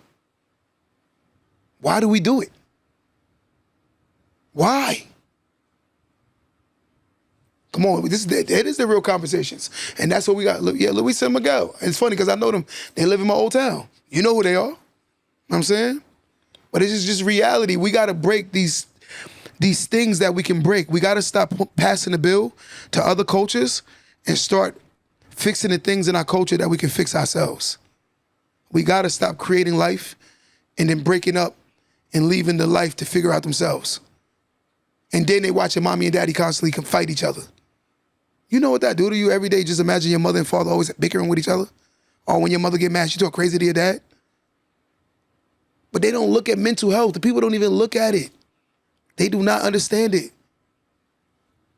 Don't you know married couples actually have more wealth than non-married couples in America? Whether black, white, blue, or green? Look up statistics. The wealthiest people are married. Man, this conversation. Listen, I don't know what I'm talking about. I'm a statistical junkie. I'm an advocate reader. I study, and I'm telling you, I had to learn what was wrong with me. What was wrong with me, I had the flight mode mentality and not the fight mentality. Anytime things don't go my way, I'm out of here. I can go get another woman. That was me. And I had that mentality, Shay. Every time things didn't go my way, I'm on to another girl. Onto another girl, onto another girl. And it's become a problem. And it's how you wake up one day with a bunch of children from different homes, and now you try to figure yourself out. But if someone would have been having these conversations, making me feel disgusted about being a child's father, making a woman feel disgusted about being a baby mother, it shouldn't be considered to be cool to be, if it happens by mistake, okay, I get it. Once is a mistake. But a multitude of men, that ain't no damn mistake. A multitude of women having babies with women, that ain't no goddamn mistake. That's conscious decisions. And those are choices. And this is what we need to talk about, guys. But again, we're going to continue to act like this is not a problem. And it's going to be a constant problem. Constant problem. You got anything? I think you said it all, Q. Nah, I'm just saying, it's the truth. Look up statistics, bring up stats. Look it up. Anyone that don't believe what I'm saying, type it in right now, go Google it. Y'all Google everything else when you want to prove a point? Let's prove this point. Let's debunk this not to be a fact. Mental health issues. What I'm seeing by just sitting here and just looking I at appreciate some that. of the comments is the everyone, I don't think you're wrong. I think you're right. And I think I've said that. I think you're right. And I think that people should fight to be together. I think that things work out better when people are together. I've not disagreed with you once on anything that you've said. Mm-hmm. What I say, though, is that there are some people that I've never been an advocate for separate. And that's why I stood quiet, because I don't go around promoting, oh, people should this, people should that. I've said that there are certain circumstances where I understand why things may not work, why people go their separate ways. I also said, I think it's very important for people to do counseling before they get married. I think a lot of times we date and we just get married and people don't realize, like, it's different. It's different when you have a couple that's been married for 20, 30, 40 years. Different than now when you're just going around just like, oh, you've been dating this person for 6 months, 2 years, we're getting married. You know nothing about them. You haven't done your due diligence to know who you're getting into this always and forever with. That's all I'm saying. And when you don't do that, people get mad when the marriage isn't working. Someone said it's just a piece of paper. It is a piece of paper if you guys didn't do the work before and during. Because a lot of times, just like you said with society now in social media, people glamorize how weddings are and how this is and how that is. I want to get married here and I want the biggest one and I got to top him and I got to top her. And they're not having marriages, they're having weddings. So I'm not speaking for everyone. I would never sit here as a woman, forget being black, white, Asian, anything, as a woman and promote divorce, separation, single parent house. I'm not, come on. Like who, I would never sit here and promote that. No, you said I did. No, I you said that I'm promoting you keep, separation, no, I said and you I would keep never going do back that. to separation. Q, I'm going back to when certain situations, whatever it is, doesn't work. This is what I'm going to do. Saying. When we watch this episode, I'm going to show you how many times you said the same thing. But Q, say the same thing as what? I said the same thing that I'm saying now. If a situation, someone said, whether it's physical abuse, maybe you can't deal with someone making babies, whatever your situation is, that's all I'm saying. I never said don't fight. I never said, oh, just because you gave an example of, oh, if the man isn't making enough. That's crazy. I don't think, and I'm sure a lot of people. For you, that's crazy. Okay, let's take me out of it. I think that's crazy for someone to leave someone I agree with you. because they're in a financial situation. But I do think, okay, how long is this gonna last? Like, we got to get up now. Okay, babe, what are we doing? Let's figure it, because you're together, right? Whether it's a marriage or relationship. And now I'm just simply saying that there are times where there are those strenuous circumstances where it's like, you know what? Someone said I did everything that I could do to keep the fair, and it didn't work. That's all I'm saying. I don't know what to do when it doesn't work. I don't know, but there are times where there are some people that, whatever their reason is, they're like, you know, I cannot do this anymore. I can't. And why are people being forced? Figure it out, figure it out, figure it out. Not many people stay for the kids. They hate each other. They're miserable. They're fighting back and forth. And the kids still see that. What good are you doing with your kids when they get up and they're like, you know what? My mom and dad are together. They don't sleep in the same room. We don't have a loving family, but we were in this house together. They fought every day. You hear those stories too. I'm saying if we're going to address, let's address everything. I'm not disagreeing with you, but I'm saying if we're going to address, let's address everything as a whole and not just, Agreed. Well, the effects of just broken homes. Let's talk about. But a lot of times, again, the person that's arguing with the person is two people arguing. Unless you was a whole weirdo, you're going to stand there and just keep arguing with yourself. Right. So if a person, he always arguing, it's both of y'all. It's not just him, it's both of y'all. Agreed. Okay, so what I'm getting at is, Shay, if you have two grown people who don't understand that sometimes the problems may be a little bit bigger than both of you guys, so maybe therefore that people should seek help, right? Before we decide to separate families, there are a lot of people that'll tell you, hey, I broke up, and they'll lie about going to therapy. They lie. They ain't pay for no goddamn therapy. They ain't go no goddamn therapy. They be lying. The reality is they did not go to the end to try to make it work. They went to what they felt was enough to try to make it work. Because if, in God's lens, a marriage is a covenant before him. Meaning this is holy. This is forever. It's never supposed to stop. So the reality is, that's the problem when people don't understand what they're committing to. It's like signing a contract for a phone bill and complaining about having to pay it. You signed a contract. But agreed, Q. I just said the same thing. No. I'm not talking about Shay, but I'm not talking about you. I'm just saying Shay. But people are getting to marriages with the idea that it's easy to walk away too. Yes. You think a lot of people get married saying, Shay, I don't know. Shay, I'm gonna keep it 100 with you. Just walk away? Ain't no man right now gonna pay a whole bunch of money for a wedding just to have a divorce. Respectfully. But you think women are doing that? More of them will.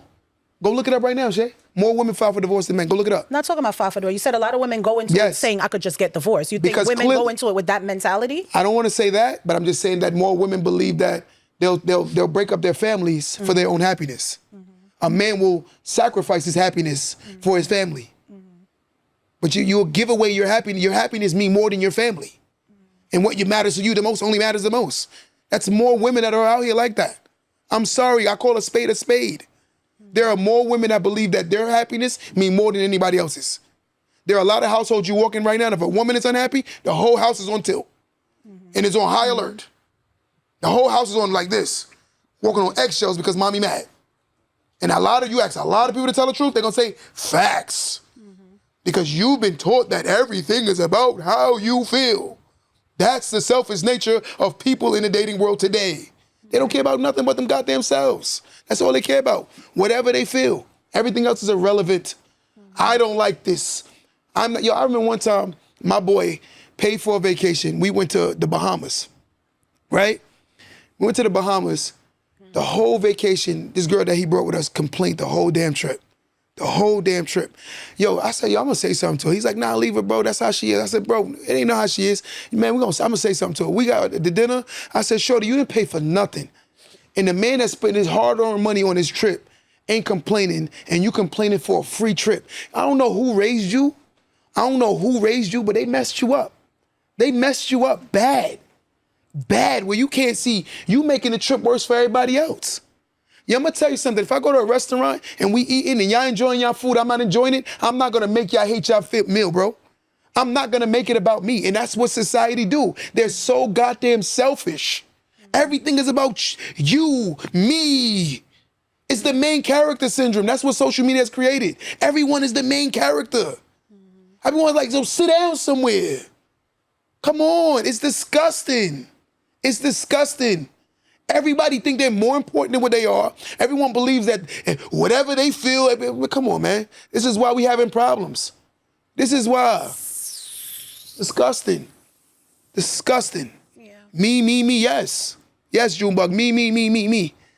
Yeah. I think a lot of people, more people are like that than none, but I think, I think most people are like that. I just and I think, think most like I people say they said, love God, but they don't live people godly. should not be getting into these marriages when you are not ready for marriage. I think a lot of people are just getting married, walking down the aisle, thinking it's just easy peasy lemon squeezy, and that's just it. It's very different than our parents. It's very different than our grandparents. It's just different. Yes, We because see the it a women in lot. the dating world don't believe in fighting for the long tenure of a relationship.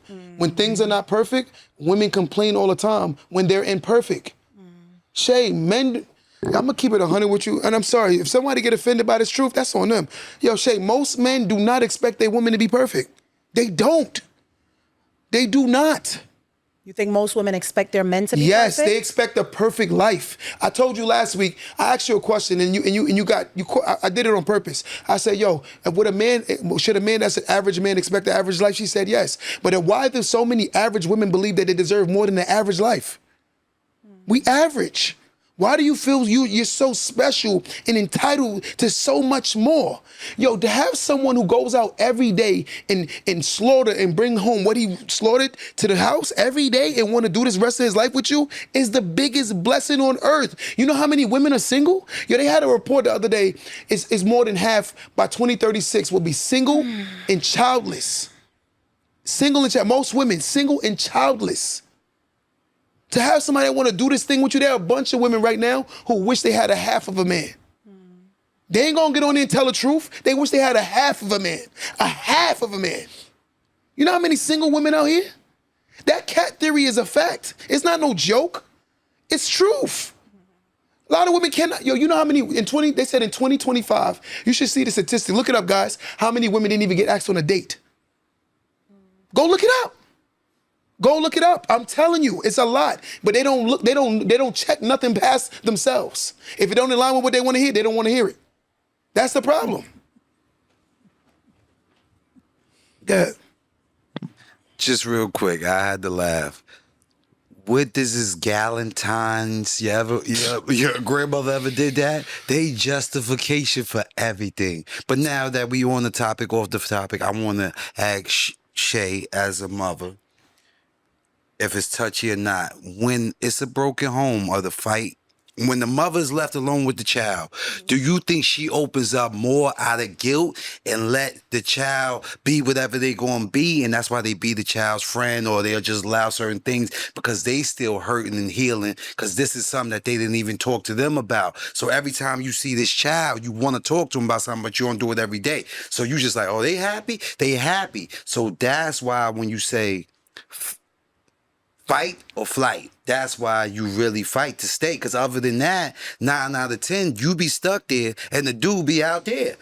And guess what? He probably don't even think about you or the kids. And then guess what? It's like Q, if he's a real parent, and he be like, yo, I've been away, I ain't even think about my child. He's a messed up ass individual. Right? But you see how you let your burden go and let him fly high, and he gonna make more problems. Like how he might go out there and make more babies, just like if you be left there and you make more babies, it go both ways. But like how you stand still, it's less people that get wounded. Listen, I just feel like today's society is just, we're in one of the worst. Yo, you got social media that makes being single look like it's fun. Meanwhile, those people go home at night and they're miserable, hugging their pillows. Yo, let me ask y'all a question. Let's be fair. You ever dated a single mother? Yep. How do they talk about the child's father? Nothing good. So that means she's clearly not healed. A person that's healed don't have nothing to say negative about the person that they say they healed from. Why am I talking about an old scar that already healed? If I got a surgery, the surgery healed, every day I'm talking about my surgery on my knee, that means I'm not over the trauma. So if a person is constantly talking about their ex, it's because they're not over it. Your daddy's this. You know what's sad? It's a famous saying, right? When you hear somebody say something like, you're gonna be just like your daddy. That is sad that's in our culture. The man you diss the most to me, you say he gonna be like. This is trauma. And this is the things these kids go through. If you could say, if I could take a bunch of kids that grew up with single mothers and have them have this conversation with me, they're gonna say it's not a picnic. It's not a picnic. Trust me, it's not a picnic. Trust me, it's not a picnic. And then they're gonna be like, oh, but I'm like, because you're hurting.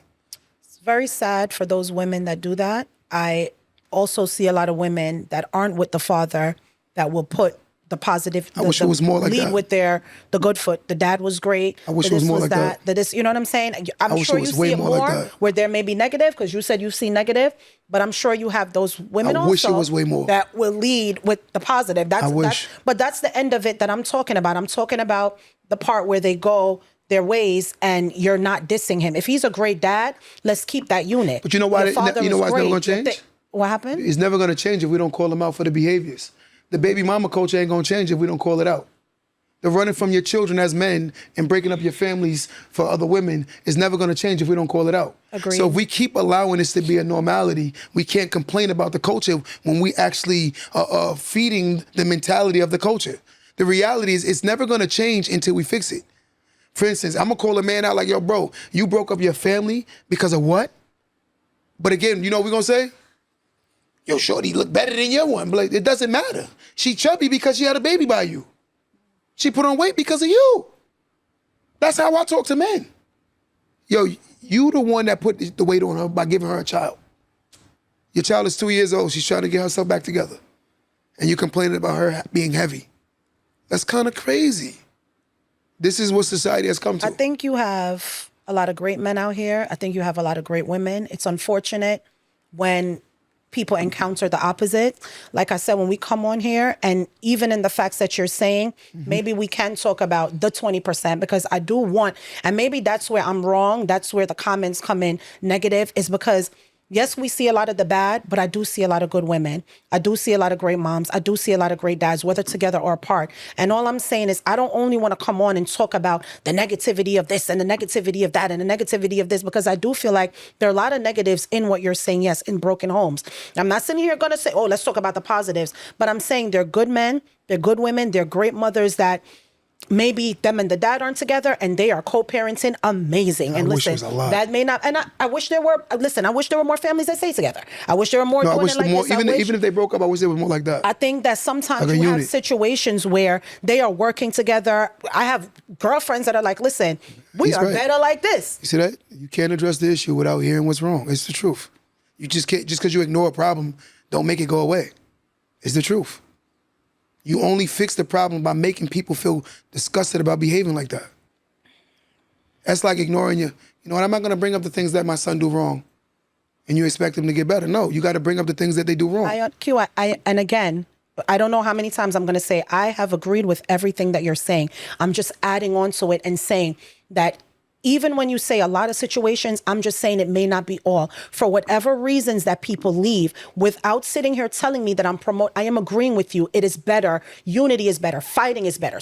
I have agreed with everything. I am saying to you, there are some circumstances where, guess what? If that's not the case, but if two people can still co-parent and say, you know what?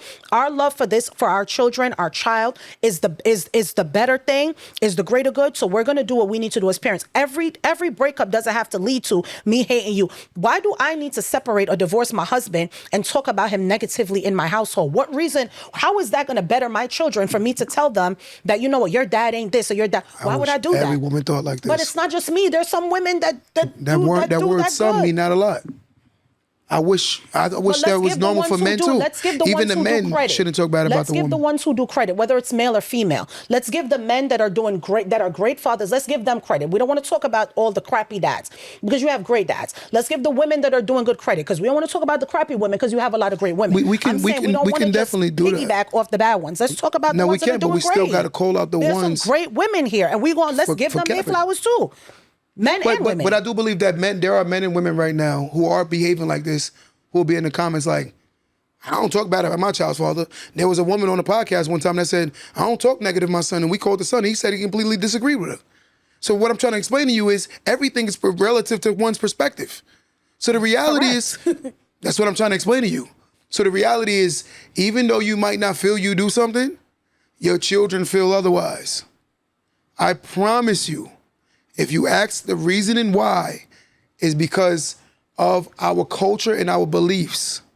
Our culture is sick. Agreed, Q. But all I'm saying is let us give everybody their flowers as they need it. We talk about the negativity of our culture. Let's talk about the solution. So, okay, we know that this is, I don't know what we're going to do to create better or more. Why are we laughing? The solution is telling them that this is wrong. That's the solution. Q, but it's deeper than that. It's deeper than that. Men have to work on themselves. Women have to work on themselves, and then we have to come together and work together. But there's no shame. There's no shame in today's society has gotten away from reality so much that delusion is the new truth. For instance, a man that's short, he's considerably a short king. A woman wearing something she shouldn't be wearing and looked at as a whore, oh, it's because I just care about, I'm comfortable in my body. But society got to get back to a space where it's telling the truth again. If we don't do that, it's wrong. This is why we're wrong. It's not fixing. It's bad. And I'm like, damn, like, so you want people to keep lying and ignoring the truth and ignoring it, and I can just brush it over like it don't exist? I promise you, a lot of those aggressive men, go see his backstory. Go see his backstory. Go see it. But again, we're gonna act like it didn't happen. It's not happening, it's not normal. But we gotta break this habit. Verbal abuse, I come on here and tell you the importance of stopping verbal abuse. It caused a lot of trauma. Why am I heavy on anti-verbal abuse? Because I know what it does to a mentality of a person that you expect to be a leader one day. They're usually they're very uncomfortable with themselves. They're very indecisive and they're not secure with themselves. That's what verbal abuse do to a young man. You got to pour into their spirit to make them believe that they're worthy of doing great things. And it's a way you speak to them even in anger. We don't talk about these things. He should never got me mad. There you go. There you go. Rather than address the issue and say this is a problem, we need to stop this sick mentality. We're going to continue to dress up the wound with something that needs major surgery. It's disgusting. It's disgusting. It's disgusting. Go ahead. Real quick, I was just thinking, I came from a single parent home. My mom raised 3 boys, right? She bust her tail. And Of this course. is what I want to say. This generation back then was a hustler when they was a single parent. I'm going to bring it back up into nowadays, right? Never complained. I never even heard her complain or nothing. I don't even know if she cried by herself. But now bringing this nowadays, now you get these single parent. Right now, you know what they're going to do? Go get an OnlyFans or go to that stop sign and sell something. They're not going to think about going to get a job, the hustle or the grind. They're thinking about the quick fix. And that's our culture. I have culture. Yo, you know what I miss? I miss the lady that used to call that young girl out about her nasty behaviors. I miss that.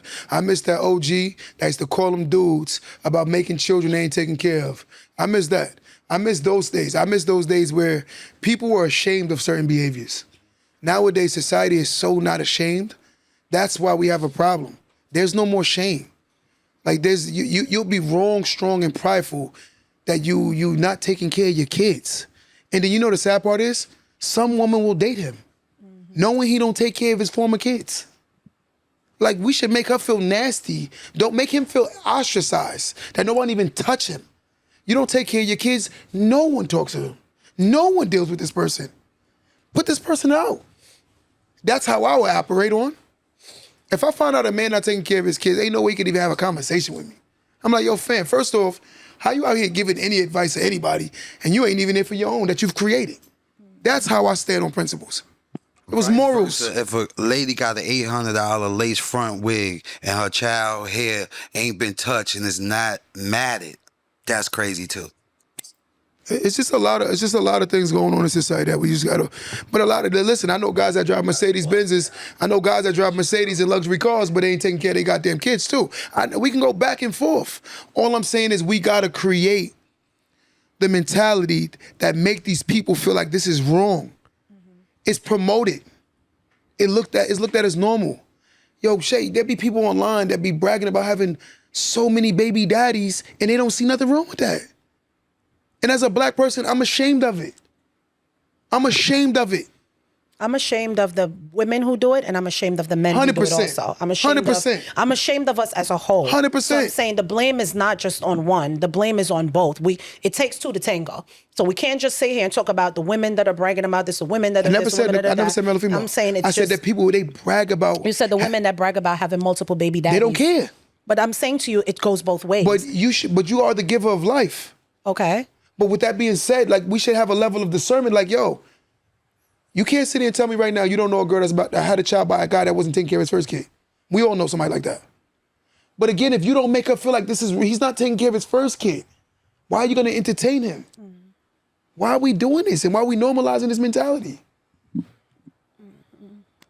I think the culture really started taking kids as checks. That's what I see too. Yeah. Yes. I think a lot of people just have babies to have babies. And again, it goes on male and female. I think that, like Q said, the woman decides the life, right? So the woman decides if she should keep it or not. I think we need to have conversations in our culture too. Like, do you want kids? Like, where do you see this relation? Are we dating with intention or are we just dating just to date? I think a lot of times we go into situations, people are just having unprotected sex, making babies, and that's just it. We'll figure it out. You know what I'm saying? So I feel like having those open conversations when you meet someone, I don't know if you're doing it first, second, or third date. We're doing it, listen, where do you see us going? It's been a month or two now. What do you see this at? We need to, like, protected sex. Like, stop having unprotected sex because we all know. I don't care how strong his pullout game is. No. Intentional. No. Like, if you're not planning on having babies, we're not doing this right now. We don't do that. Like, we just go around just like, okay, we'll see where this goes. Okay, well, I got pregnant, didn't, whatever. And having kids for all the wrong. I've heard people say they had kids with somebody because, listen, he got nice hair. She got nice hair. He light skinned. That's crazy. Read about him. Having kids today is a hustle. It's crazy, but you know, it stems deeper than just the surface. It goes. Yes, what she said, I know a lot of men that have a lot of kids with multiple mothers. That's the man you kick to the curb. This man is only gonna get, I'm not gonna lie to you, if I got a daughter, and she bring home a man who has 3 baby mothers, and he's not with none of his baby mothers, is she dating him? I'm gonna tell my daughter, you slow, foolish, or dumb. Because the reality of all things is he's showing you a track record. That's what a red flag is. That is the most prominent red flag. I don't have to ask nothing. He's constantly leaving the women that he has children with. Oh, I'm so dry. He's constantly doing the same pattern. Right. So there's a problem right there. But if we don't talk about it, listen, for those who already had children, I'm not ostracizing or dissing you. I'm saying we need to stop this mentality. We need to stop it. I had a homegirl who's dating a guy who don't take care of his kid. And she know he don't take care of the kid, who's back in arrears in child support, but drives a luxury car, who don't want to pay it off. Well, that's crazy. If you're dating a man and he's not taking, someone else said that I would never date a guy who doesn't take care of his kids. Come on. I would never date a guy who has children and he's not taking care of those kids. So then why some of them getting sex then? I'm just curious, who they getting sex from? No, but who they getting sex from though? Because that's wild. Because they still getting that's sex. Wild. That's another, but that's what I'm saying, conversations to have. This man has kids. Is he talking about his children? Does he see them? Does he take care of them? A lot of times, what? No, you're right. A lot of times, you're right. A lot of times, we just, he come around you and you figure, listen, he got money. I don't care what he got going on. Like, I'm just going to be baby mother number 3, baby mother number 4. That's not a flex. That's not a flex. And then again, the pattern is repeated. Q knows who. So guys, I have 2 kids, 2 different dads, right? The first guy, we were in love, loved him, thought it was gonna work. It didn't for whatever reasons. Q is very familiar with who my son's first dad is. And he is definitely, we would say he's a known person. He's a known person and, you know, makes money and does very well for himself and, you know, on TV and all of these things. This person, my son is going to be 13. I never took him to court, right? My thing was always, this is my baby. I'm going to have my child. I'm going to take care of my child. We'll figure out. Never took him to court. We kind of just agreed, listen, just give me this to help out. Then I started seeing certain things, though. I'm like, wait a second. Every time you pull up to come see him or whatever, it's a Lamborghini and it's a Bentley and it's a this and it's a that. A couple months ago, you pull up in a different color Bentley and then you're telling me, listen, I can't really do this because it's hard. And I'm looking at you now like you're a certified clown because I don't care if you're begging it, renting it, borrowing it. If you're presenting yourself this way to me, it's telling me that you could do better than what you're doing. I have friends and family that laugh at me for the agreement that we made because you're talking about someone that makes a ton and I'm accepting a few $100s a month from him. But I never decided to go the court route until like a month ago where I was like, you know what? This is not about me. It's about the child because whatever you give can go into a college fund that I'm the only one that's contributing to because you're not doing your part. I didn't hold him accountable for a long time. I'm holding him accountable now. Am I looked at in a negative way because it's like now she's taking, I feel like I should have been did that. But I decided, you know what? I can do it all by myself. I don't need him to this. I don't need him to that. And now it's like, You're gonna have to pay your part. I don't blame you. You have to pay your And part. being fair to you, I don't blame you. I do believe, like I said, if we can remove this mentality where men can feel like they can make a child and dip on a girl and women could just have multiple baby daddies and it's normal. Once we break, and then still think that she's the highest valued woman on earth. Once you break that mentality, then you'll start realizing that people will change. I tell you, in most cases, most relationships are trash once you remove sex. Once you remove sex, most relationships are trash. I promise you. They can't even sit there and have a conversation. I know people that come home and don't even talk to each other. You know what I'm saying? But when they have sex, they communicate the most.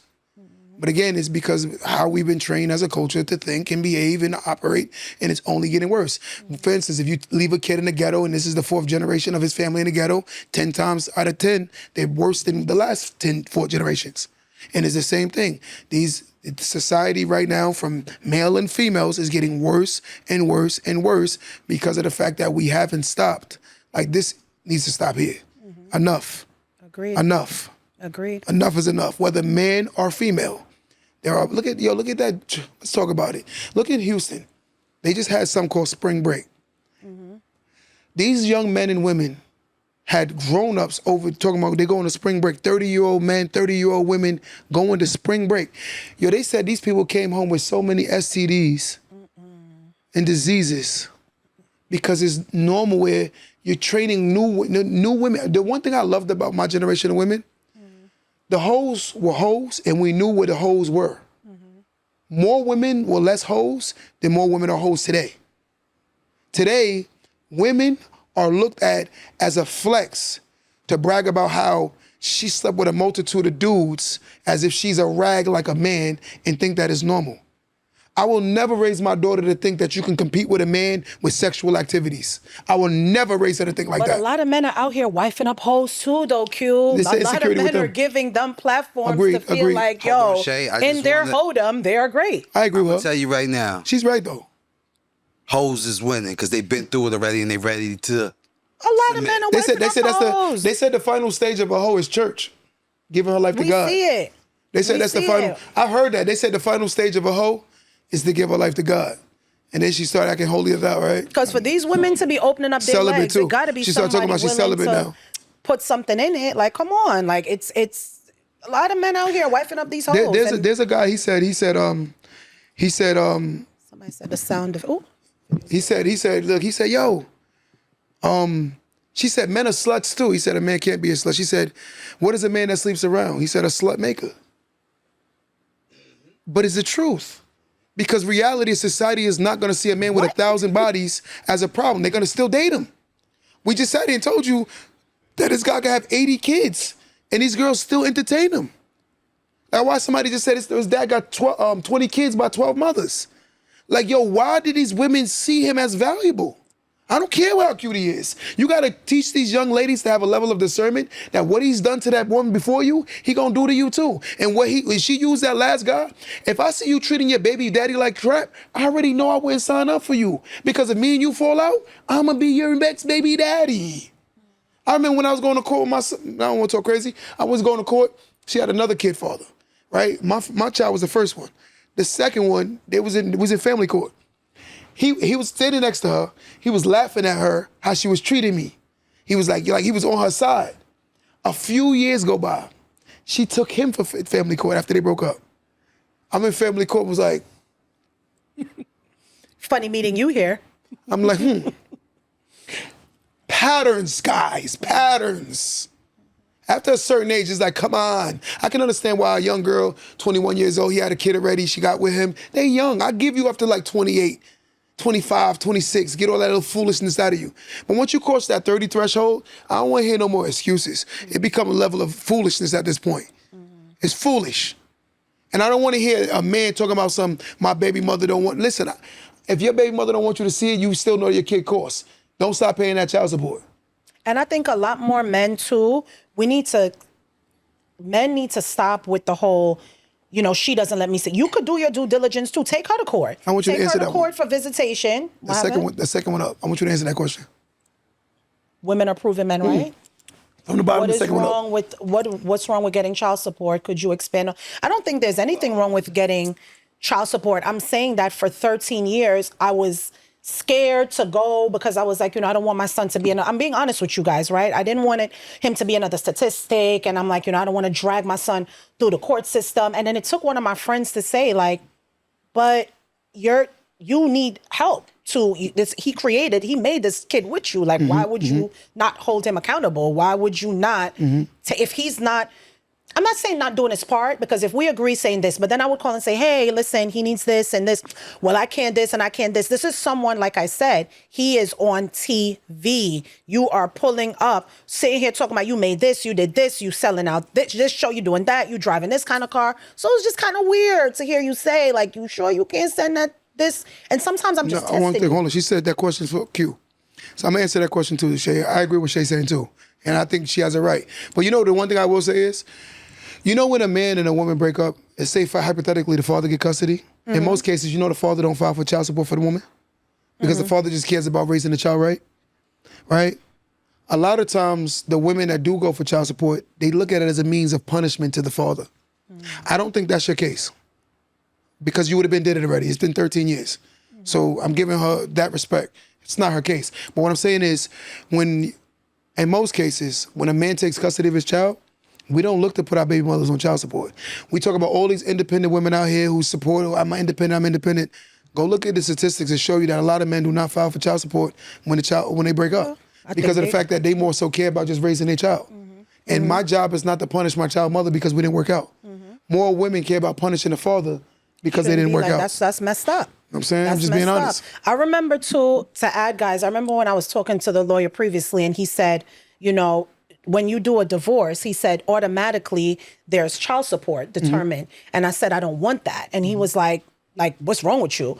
And I'm like, no, I said, he's a great dad. If that's our case and we're going to get divorced, I don't want him to be on child support. I just want him to continue to do what he has to do because it was never about getting at him or getting all the, and you could ask him that. We used to have conversations like, listen, what do you think is best? Do you want to sell the house? Do you want me to stay? Do you want you to stay? How do you want to work? I always look at, it was never to, I want to get at you. I want to get in his pockets. I want all of that. I knew what I was entitled to or what I could have gotten out of it, but that's not what I wanted. That's not what it was about for me.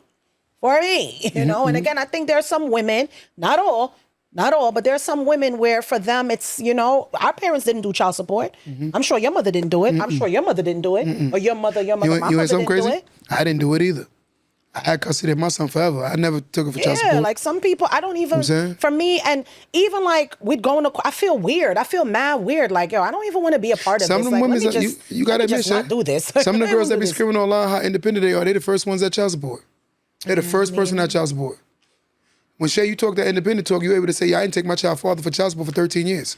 So your actions speak louder than your words.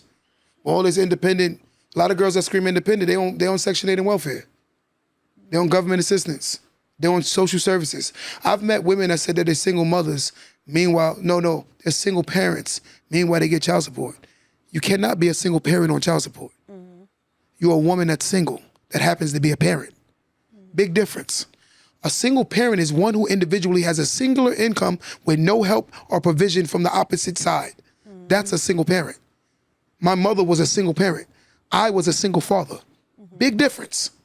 So guys, stop saying that when you got child support coming in. If you got child support coming in, no, you might be a person that's single, but you're not a single parent. Single parent is a singular income providing. Your mother was a single parent. My mother was a single parent. It's a difference of a woman that's single. Agreed. She's receiving benefits, even though she's single. It's a big difference. Now, I want to chime in real quick because now it hit home. Like you said, my mother and then me and the child support. Now it's fight or flight. I would say right now, I would rather fight. You'll say, why? Because I leave. You put me on child support. I'm like that right now. I pay $1,200 in child support a month. Right? Listen, I move on to my next family. Listen, follow me. The next lady say, well, we got to be 50-50. The bills over there is $1,600. I still got to give her $8 on top of that 12. That's 2 bands no matter what you think about. No gas, no food, no nothing. I lived through this already. So like when Shay has said, oh, he comes. No, the agreement in the beginning, oh, I ain't going to put you on child support. Cool. Now you see me coming Dior. You put me on child support. Check it. That was a trigger to me. A second one is, you already let me out the house. Now you know I got another lady. You gonna go to child support on that too, because you gonna try to make my money short so I'm gonna have problems over there. I land my plane. This is this generation and the game that's being played. And guess what? I'm over here paying mortgage for a house in my new relationship, 50-50, and you sitting on HUD housing, living off of that. I'm out here busting my ass, mad and losing sleep. I'm sorry, but you understand what I'm saying? That's crazy. Because just as child support saved you, you ain't got to leave off the couch. I do believe that there are good women out here, right, Shay? And I think those good women should start calling out the bad women. And I do believe that there are good men out here who should start calling out the bad men. I think that, and me and my man Shane was talking about this earlier, I genuinely believe that there's this movement right now where women do not hold each other accountable to a lot of things that they do. They always take each other's side. They always got each other's back. They always feel like they gotta always argue for the bad women, and there's a reasoning for the behavior. And I'm like, I'm as a man, I have a right, because I only mess with women and I've only experienced women. I have a right to be able to speak on my experience of dealing with women. But from my experience, I do believe that women do not hold each other accountable to the magnitude of what they should. I do believe that there's a woman right now that has a friend that she knows that's abusing her child's father, and they won't say a goddamn thing to her. The other day we was in the store, right? One of the ladies that own a salon, you know what she said to me and him? She said, if I talk the way you men talk to each other, I wouldn't have no clients. And I looked at her and I said, but you've known these clients for 20, 30 years. She said, it doesn't matter. Most women thrive in lies. They like to swim in their lies. They don't like to be told the truth. And when you tell them the truth, they automatically villainize you. They take you as the problem. And I think that's where we are as a culture. I think we need to get back to, listen, ain't nothing wrong with body shaming. Ain't nothing wrong with like, yo, bro, your mother and father doing everything. You should be doing better with your life. If you don't get back to that again, there's no more guilt. If you don't guilt people in, then this is the truth. Like, we got to get back to that. Like, it's normal. I think we should hold each other accountable in both genders. I do think more women should hold their girls accountable, but I think men too should hold their boys accountable. I think that you have a lot of guys out here that are not taking care of their kids, but they're friends with men that are taking care of their kids. And I think those men that are good dads should say to him, yo, you don't want to do better. I think it's on both ends. I agree. Whether it's more or less, just because, this person, robbed 10 banks and this one robbed 2, it's still a bank robbery. Like, let's just figure out a solution. I agree with you despite the problem. I don't care if it's the 80 and the 20. What are we going to do to make better? Let's all hold each other accountable. But I do agree that with women, nobody likes, women. I have a friend, and my best friend holds me accountable to a T. Sometimes there have been times where I used to get off the phone with her like, all right, girl, bye. Now I just sit and listen because I'm like, you know what? She's right. Like, she'll say to me, but you know what? I think in this situation, This is what you did. This is what you should have done. And it takes you kind of looking in the mirror and saying, you know what? I got to be accountable for my ish too. So I agree with that. But I think on both ends, we got to just, accountability is everything for both of us, male and female. I think men, though, will laugh at a man if a man talking about putting his baby mother on child support. We'll laugh at it. We will laugh at it. I think a woman like, girl, you better go get that child support. I think you'll hear more of that than, girl, Tyrone's a good father. Why are you doing that to him? But to add to what but you hear that though? Yeah, Tyrone. You don't agree with that statement? I agree with that. You shouldn't. I think if I said crazy. that before, that if a man is doing his part and doing everything he needs to do, why put him on child support? I think that's crazy. If he is doing his part, there are some men out here though that will have the means to take care of their children and choose not to. 100%. So again, 100%. It's all relative to the situation. What you said, it wasn't about seeing him come in those things. It was about me telling you this is what our child needs, and you neglecting that, and then you showing up in a Lamborghini and in a Bentley and doing this. That was a complete spit in my face and telling me I have the means to do it, but I'm just not going to do it. And that's when he had to pull the rug under my feet. And I'm like, okay, let's get it then. But didn't I just say a minute ago? I don't blame you for doing what you're doing. No, didn't I just say that though? I don't blame you, but I do see a lot more circumstances. Like, only reason I can say this, Shay, because when I was 18 years old, I was in family court. And when you see how black men are treated in family court, it is diabolical. They're treated like they're in criminal court. And I'm gonna tell you something, the worst thing a man can do is legit not show up for a court date. They will hold him in contempt and issue a warrant for his arrest. Change the roles, and you can validate this. If a woman don't show up, postpone it. So when you see that alone right there, it shows you that there's an agenda here in this family court situation. Right. The man don't show up, he automatically issued a warrant. Even if it's gonna make him lose his job, the income that he needs to keep providing, he's still on probation. He can't not show up. But again, it doesn't matter. It's gonna be, you got a warrant for your arrest. The mother don't show up, and trust me, I've been through it 1,000 times. I've seen it. Once you go to family court a lot, you know you become like you meet so many case studies. So many similar situations. That's sad. I didn't know. I didn't know that was the case. It's a lot. It's automatic for a man versus a woman. But can I just address something? And I know we kind of go back and forth with the comments. Go ahead. Just what he said about a warrant, real quick. Easy to issue a warrant. Okay, so what I was saying was I saw someone say she'll always disagree with the man, and it's not about disagreeing with the man. I'm saying, like I said, everyone's situation is circumstantial. If I'm talking about in my situation where I said for 13 years I didn't do this, but you're proving to me that you're not showing up just because you don't want to and you have the means, then I could say certain things from my experience. I do agree with Q when I say, okay, this is a great dad. I see I come here week to week. I talk to my brother every day. I see how he shows up. I'm not putting him in that category. But if I'm on here talking about my experience, that's my experience. Like I said, my experience is my evidence, not yours. Yes. You may have a different woman. A woman may have a different man. My experience is my evidence. I could only talk about me. For 13 years, I didn't hold that man accountable. So now when I'm telling you that the needs of a child is going to get gradually greater and greater as they get older. My son went from wearing newborn shoes to wearing a size 8. Things are different. So you need to help. And if I see that you're not, when I went to court for the first time and he wasn't there, I didn't know if he got served or not. And the judge was going crazy. I'm like, no. I said, well, maybe he didn't get served. Let's give him the benefit of the doubt, whatever. My job is not to see if about to serve him. I don't know whether they did or not, but he wasn't there. So when he didn't show up to court and she was going off, I'm like, oh, maybe he didn't get served. Maybe the address is wrong. I was trying to find everything to not get him in trouble. My job is never, what good do I see from watching my kid's dad be in a place where he can't do the right thing? That's not what I want. But my point is I have to hold him accountable too. That's what I think child support is for.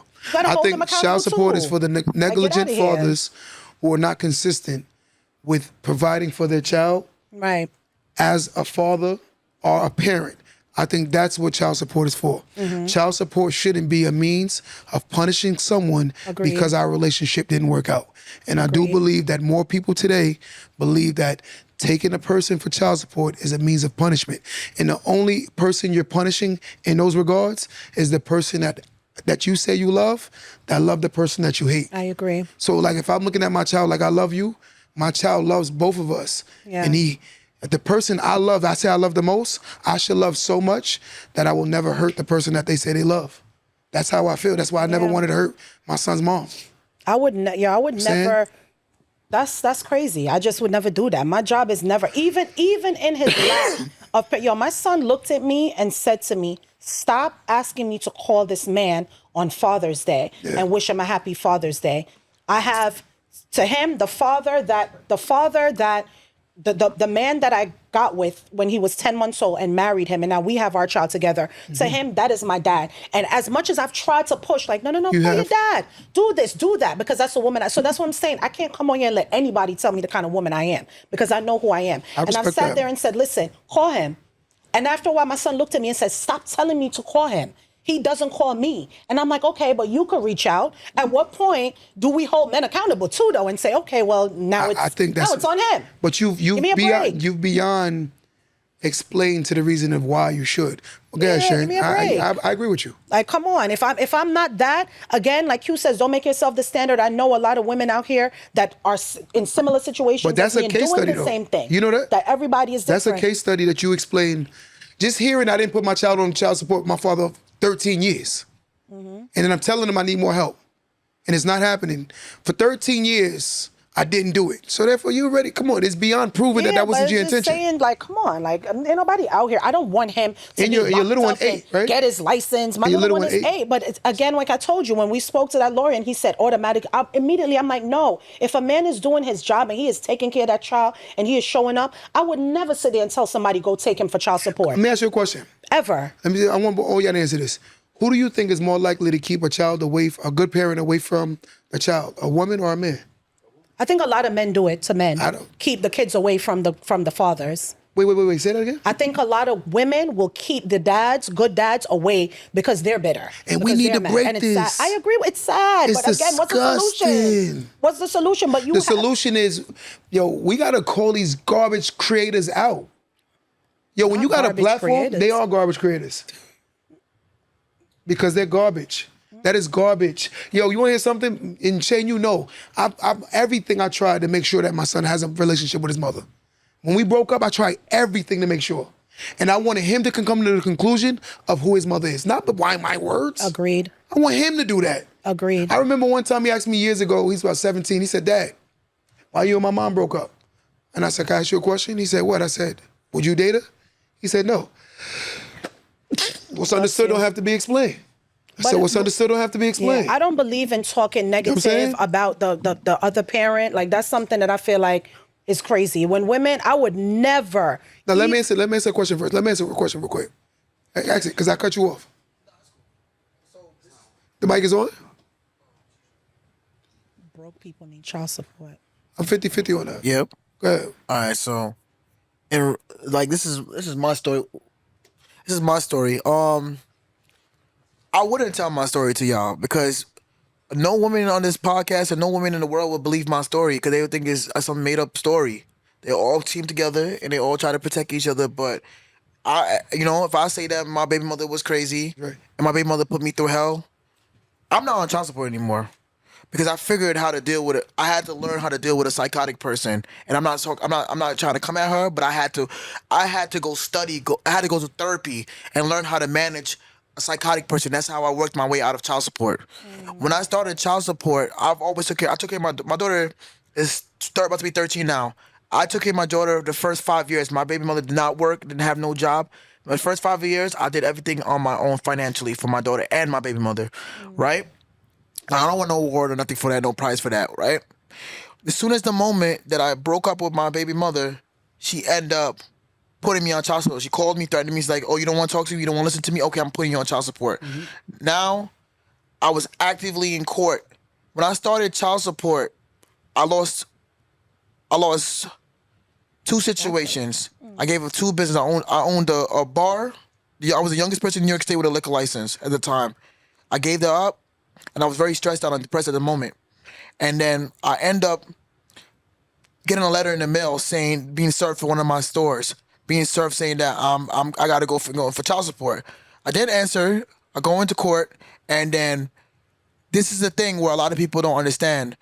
The person that's in charge, the judge that's in charge of finances, they don't care what the man has to say. or whoever's on the opposite side, even if it's a woman, it's a lot more times that it's a man, but they do not care what that person have to say because it's all about getting the money out of you and That's whatever it. you have to do. If you have to jump lying. through hoops, Not lying. I was in Florida picking up money to be able to pay for my child support. I was about to miss my court day. They called me on Zoom. I answered and I said, "Listen, I'm in Florida. I'm coming back from Florida now. I'm in Delaware." That lady told me it was about 10 o'clock. That lady said, "If you don't get here by 3 o'clock, you are going to be arrested." 100%. I had for the last 24 hours. I did not sleep. I drove from Florida straight to New York, and I fainted inside of the court. Wow. Did not knowing. I was in court every single month. On top of being depressed and have to go to therapy because I lost my business. On top of that, I had a heart attack. I had high blood pressure, things I never had before. And I explained this to the judge. She did not care. They don't All care. she cared about They was don't care. that dollar. Yep. Every single month I walked into lying. that court and I gave every single time, or sometimes I go twice a month, I would give her $1,000. She kept on saying to me, "Mr. McDermott, you owe rares." I don't know what rares are. You owe rares and retroactive rares. Two different things. Wow. So I end up paying. 'Cause they get money off of that. They were telling me though, I'm getting to the Interest. point. They were telling me that I owe $4,000 in rares. So I'll go in, give $1,000, give $1,000, give $1,000, and I'm like, okay, I shouldn't owe. No, Mr. McDermott, you owe retroactive rares. So I said, "Judge, can you explain to me what do you mean by that?" She said, "You owe rares." I'm like, "All right, cool, no problem. I'm paying her every month. I'm in court for 12 months out the whole year. I'm in court, and I don't know why. I didn't even know why. I'm not educated enough to know how the court system work. I don't know how lawyers work. I don't know anything work. But I'm still here giving this money. I'm hustling, doing what I take, giving this money. I did not know until when I finally paid off the rears that there was a retroactive rears from the day the child was born. I had to pay. I owed $20,000. I did not know I owed $20,000 until I went downstairs and I asked him to pull a what's the name, like a paperwork saying that like, balance. Even though you had the child for the first 5 years, you owed that money still? Yes. They don't care about that. The moment when you walk into that You're lying. courtroom, when it comes to the finances, whoever is on the opposite side that is going against you, They got you. That judge in particular, and I'm just telling y'all this so I can teach y'all because I study this. Family to court is understand, to bad help for other men, people. horrible for men. You have to understand the first judge that you see in family court only cares. Matter of fact, you said 20K is a lot of money. I cleared that 20K in 6 months and I didn't realize. I didn't even realize I cleared that 20K. So only the first judge is for finances. Wrap They it up. only care about finance. They don't care what you have to say. You could tell them, "Oh, I have receipts, whatever." No. Are you the father? Can we prove? Matter of fact, I didn't even get a DNA test. I wanted a DNA test. They told me, "Mr. McDermott, we can prove that you've been taking care of this child. You said you were taking care of the That's how child. it is. Continue. Now you have to continue to take care of." how it is. I don't have a problem taking care of the child, but I would like to have a DNA test. New York State law states that after a certain time, it's called something Gustavo. You automatically become the legal parent of part, that the legal child. guardian. Even if you don't have the same blood, You're not lying. DNA, nothing. No DNA test is You're not lying. needed. So I have I'm just a little confused with how this works, guys. So if you guys were not on child support from the time the child was born. No.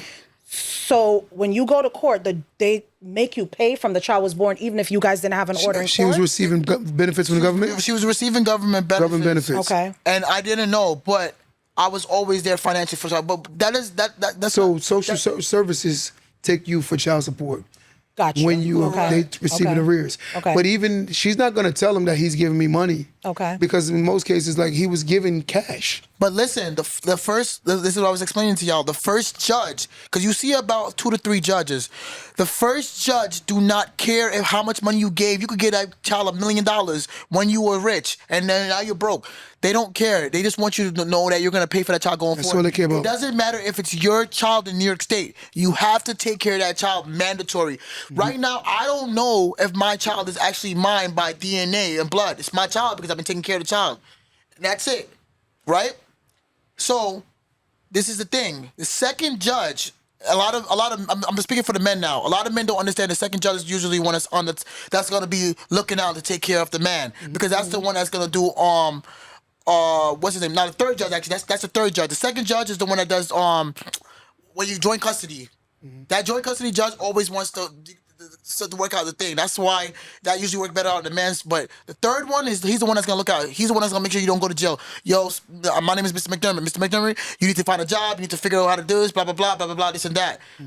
But the first one is the one that always gonna push for you to go to jail because they want to have money because that money is there's taxes on that money. There's 100%. It's basically like a loan. Like I end up owing like It accrues interest. It accrues interest. And the mother doesn't get it accrues that. interest. So my question is, if it was proven outside of court, let's say you took your daughter for a DNA test. I'm not saying she isn't yours, and it proved that she wasn't yours.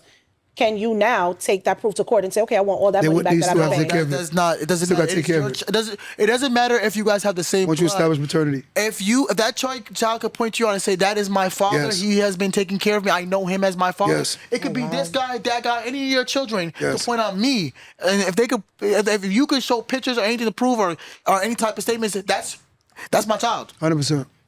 100%. As of right now, if I take a DNA test right now, I'm not on child support anymore. But if I take a DNA test right now, that child is still mine.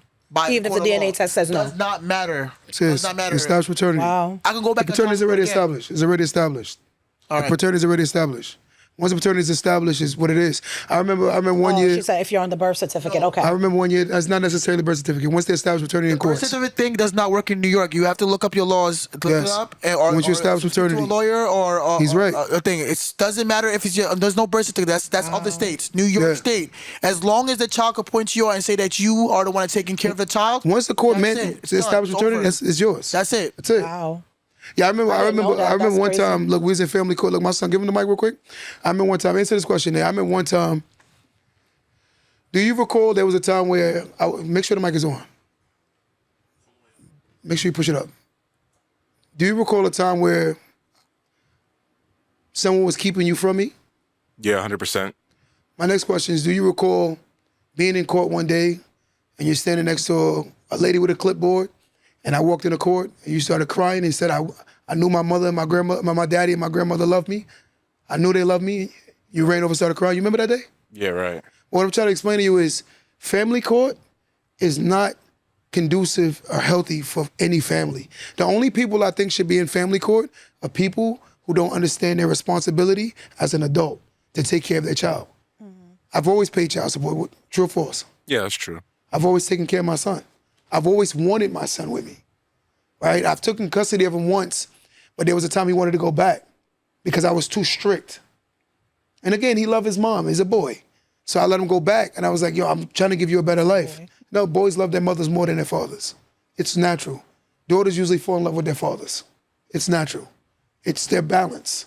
Feminine energy like masculine energy like feminine energy. It's a balance. Most boys' favorite person is their mothers. Guys, would you agree? It's just what it is. My mother could be a crackhead. She's still the greatest person on earth to me. Your father could be a whole loser. He's still the greatest person on earth in most cases if he was there. What I'm just saying is that's a problem with society today, and we have to break these standards. Otherwise, the culture will never move forward. We got to stop looking at child support as a means of punishing a man. And vice versa. Agreed. Guys, you got to stop looking at it. See, it's one way. The girls look at it as a means of punishing the men. And I believe that the guys look at it as a means of, I ain't giving her my money to control her. Right. And meanwhile, you're not hurting the girl. You're always a hurting child. the kid. Agreed. It's like sick. That's why I never didn't want to pay child support. I'm hurting my own kid. Whatever she chooses to do with the money, that's entirely up to her. I But got my you, conscience Ellen. got to be clear. Knowing I gave the money. But we're gonna wrap it up, guys. You're not taking no questions? Nah, he been mad long. We did 2.5. LM, it came from this website called Naked Wardrobe, but it's old, so I don't know if you're gonna even find it on there. It's a romper, it's not a dress. It's like a one. A rumpa. A rump. You want a rump? Okay, you want to say anything before we get out of here today? Summarize Guys. everything we talked about today. I just think at the end of the day, more conversations, more therapy, more of people knowing what they're getting into before they're getting into it. Agreed. Before we just dive in and dive out, we need to know what we're doing. Shit, I don't have no whiskey today, Biggs. I wasn't feeling good, so it's just water. That's why I haven't been fighting with Q. It's just water today. But that's it. I just feel like we just need to know our partner better. You know what I mean? I think on both ends we can do better to be better for not just each other, but our children if we're having babies in these situations. But yeah, just therapy. People, therapy, I'm telling you. Therapy, it helps. It works. I believe that culturally we need to start holding each other accountable. Agreed. Male and female. I do believe that there's a lot of suffering going on in our culture to the point where we've normalized certain behaviors that we overlook things. And I think the people that are overlooking people that are doing people wrong, they're no good, whether male or female. If I, as a man, sit there and watch my friend not take care of his child, I know what I helped him create. And look at what I just said. I know what I helped him create. More than likely, a bitter, scorned little man who's going to tear up the world, or maybe a promiscuous girl who's going to be very outside, looking for love in all the wrong places. I contributed to that by not holding him accountable to what, as a friend, I should be holding him accountable to. And to my ladies, if you're dealing with women who you know are punishing good men, who are punishing good men, that means you're the problem. Because if you can't look at your friend in the face and hold her accountable to what you know is wrong, then you just as wrong as her. One thing about sins, we can share them. And there are a lot of people out here sharing sins. I refuse to ever hang out with a man that don't take care of his children. I refuse to ever be around a man that don't put his family first. I refuse to ever call someone my friend or look at them as a friend who don't see that the responsibilities that they created, they should be handling. Till next time, guys, don't let that go over your head.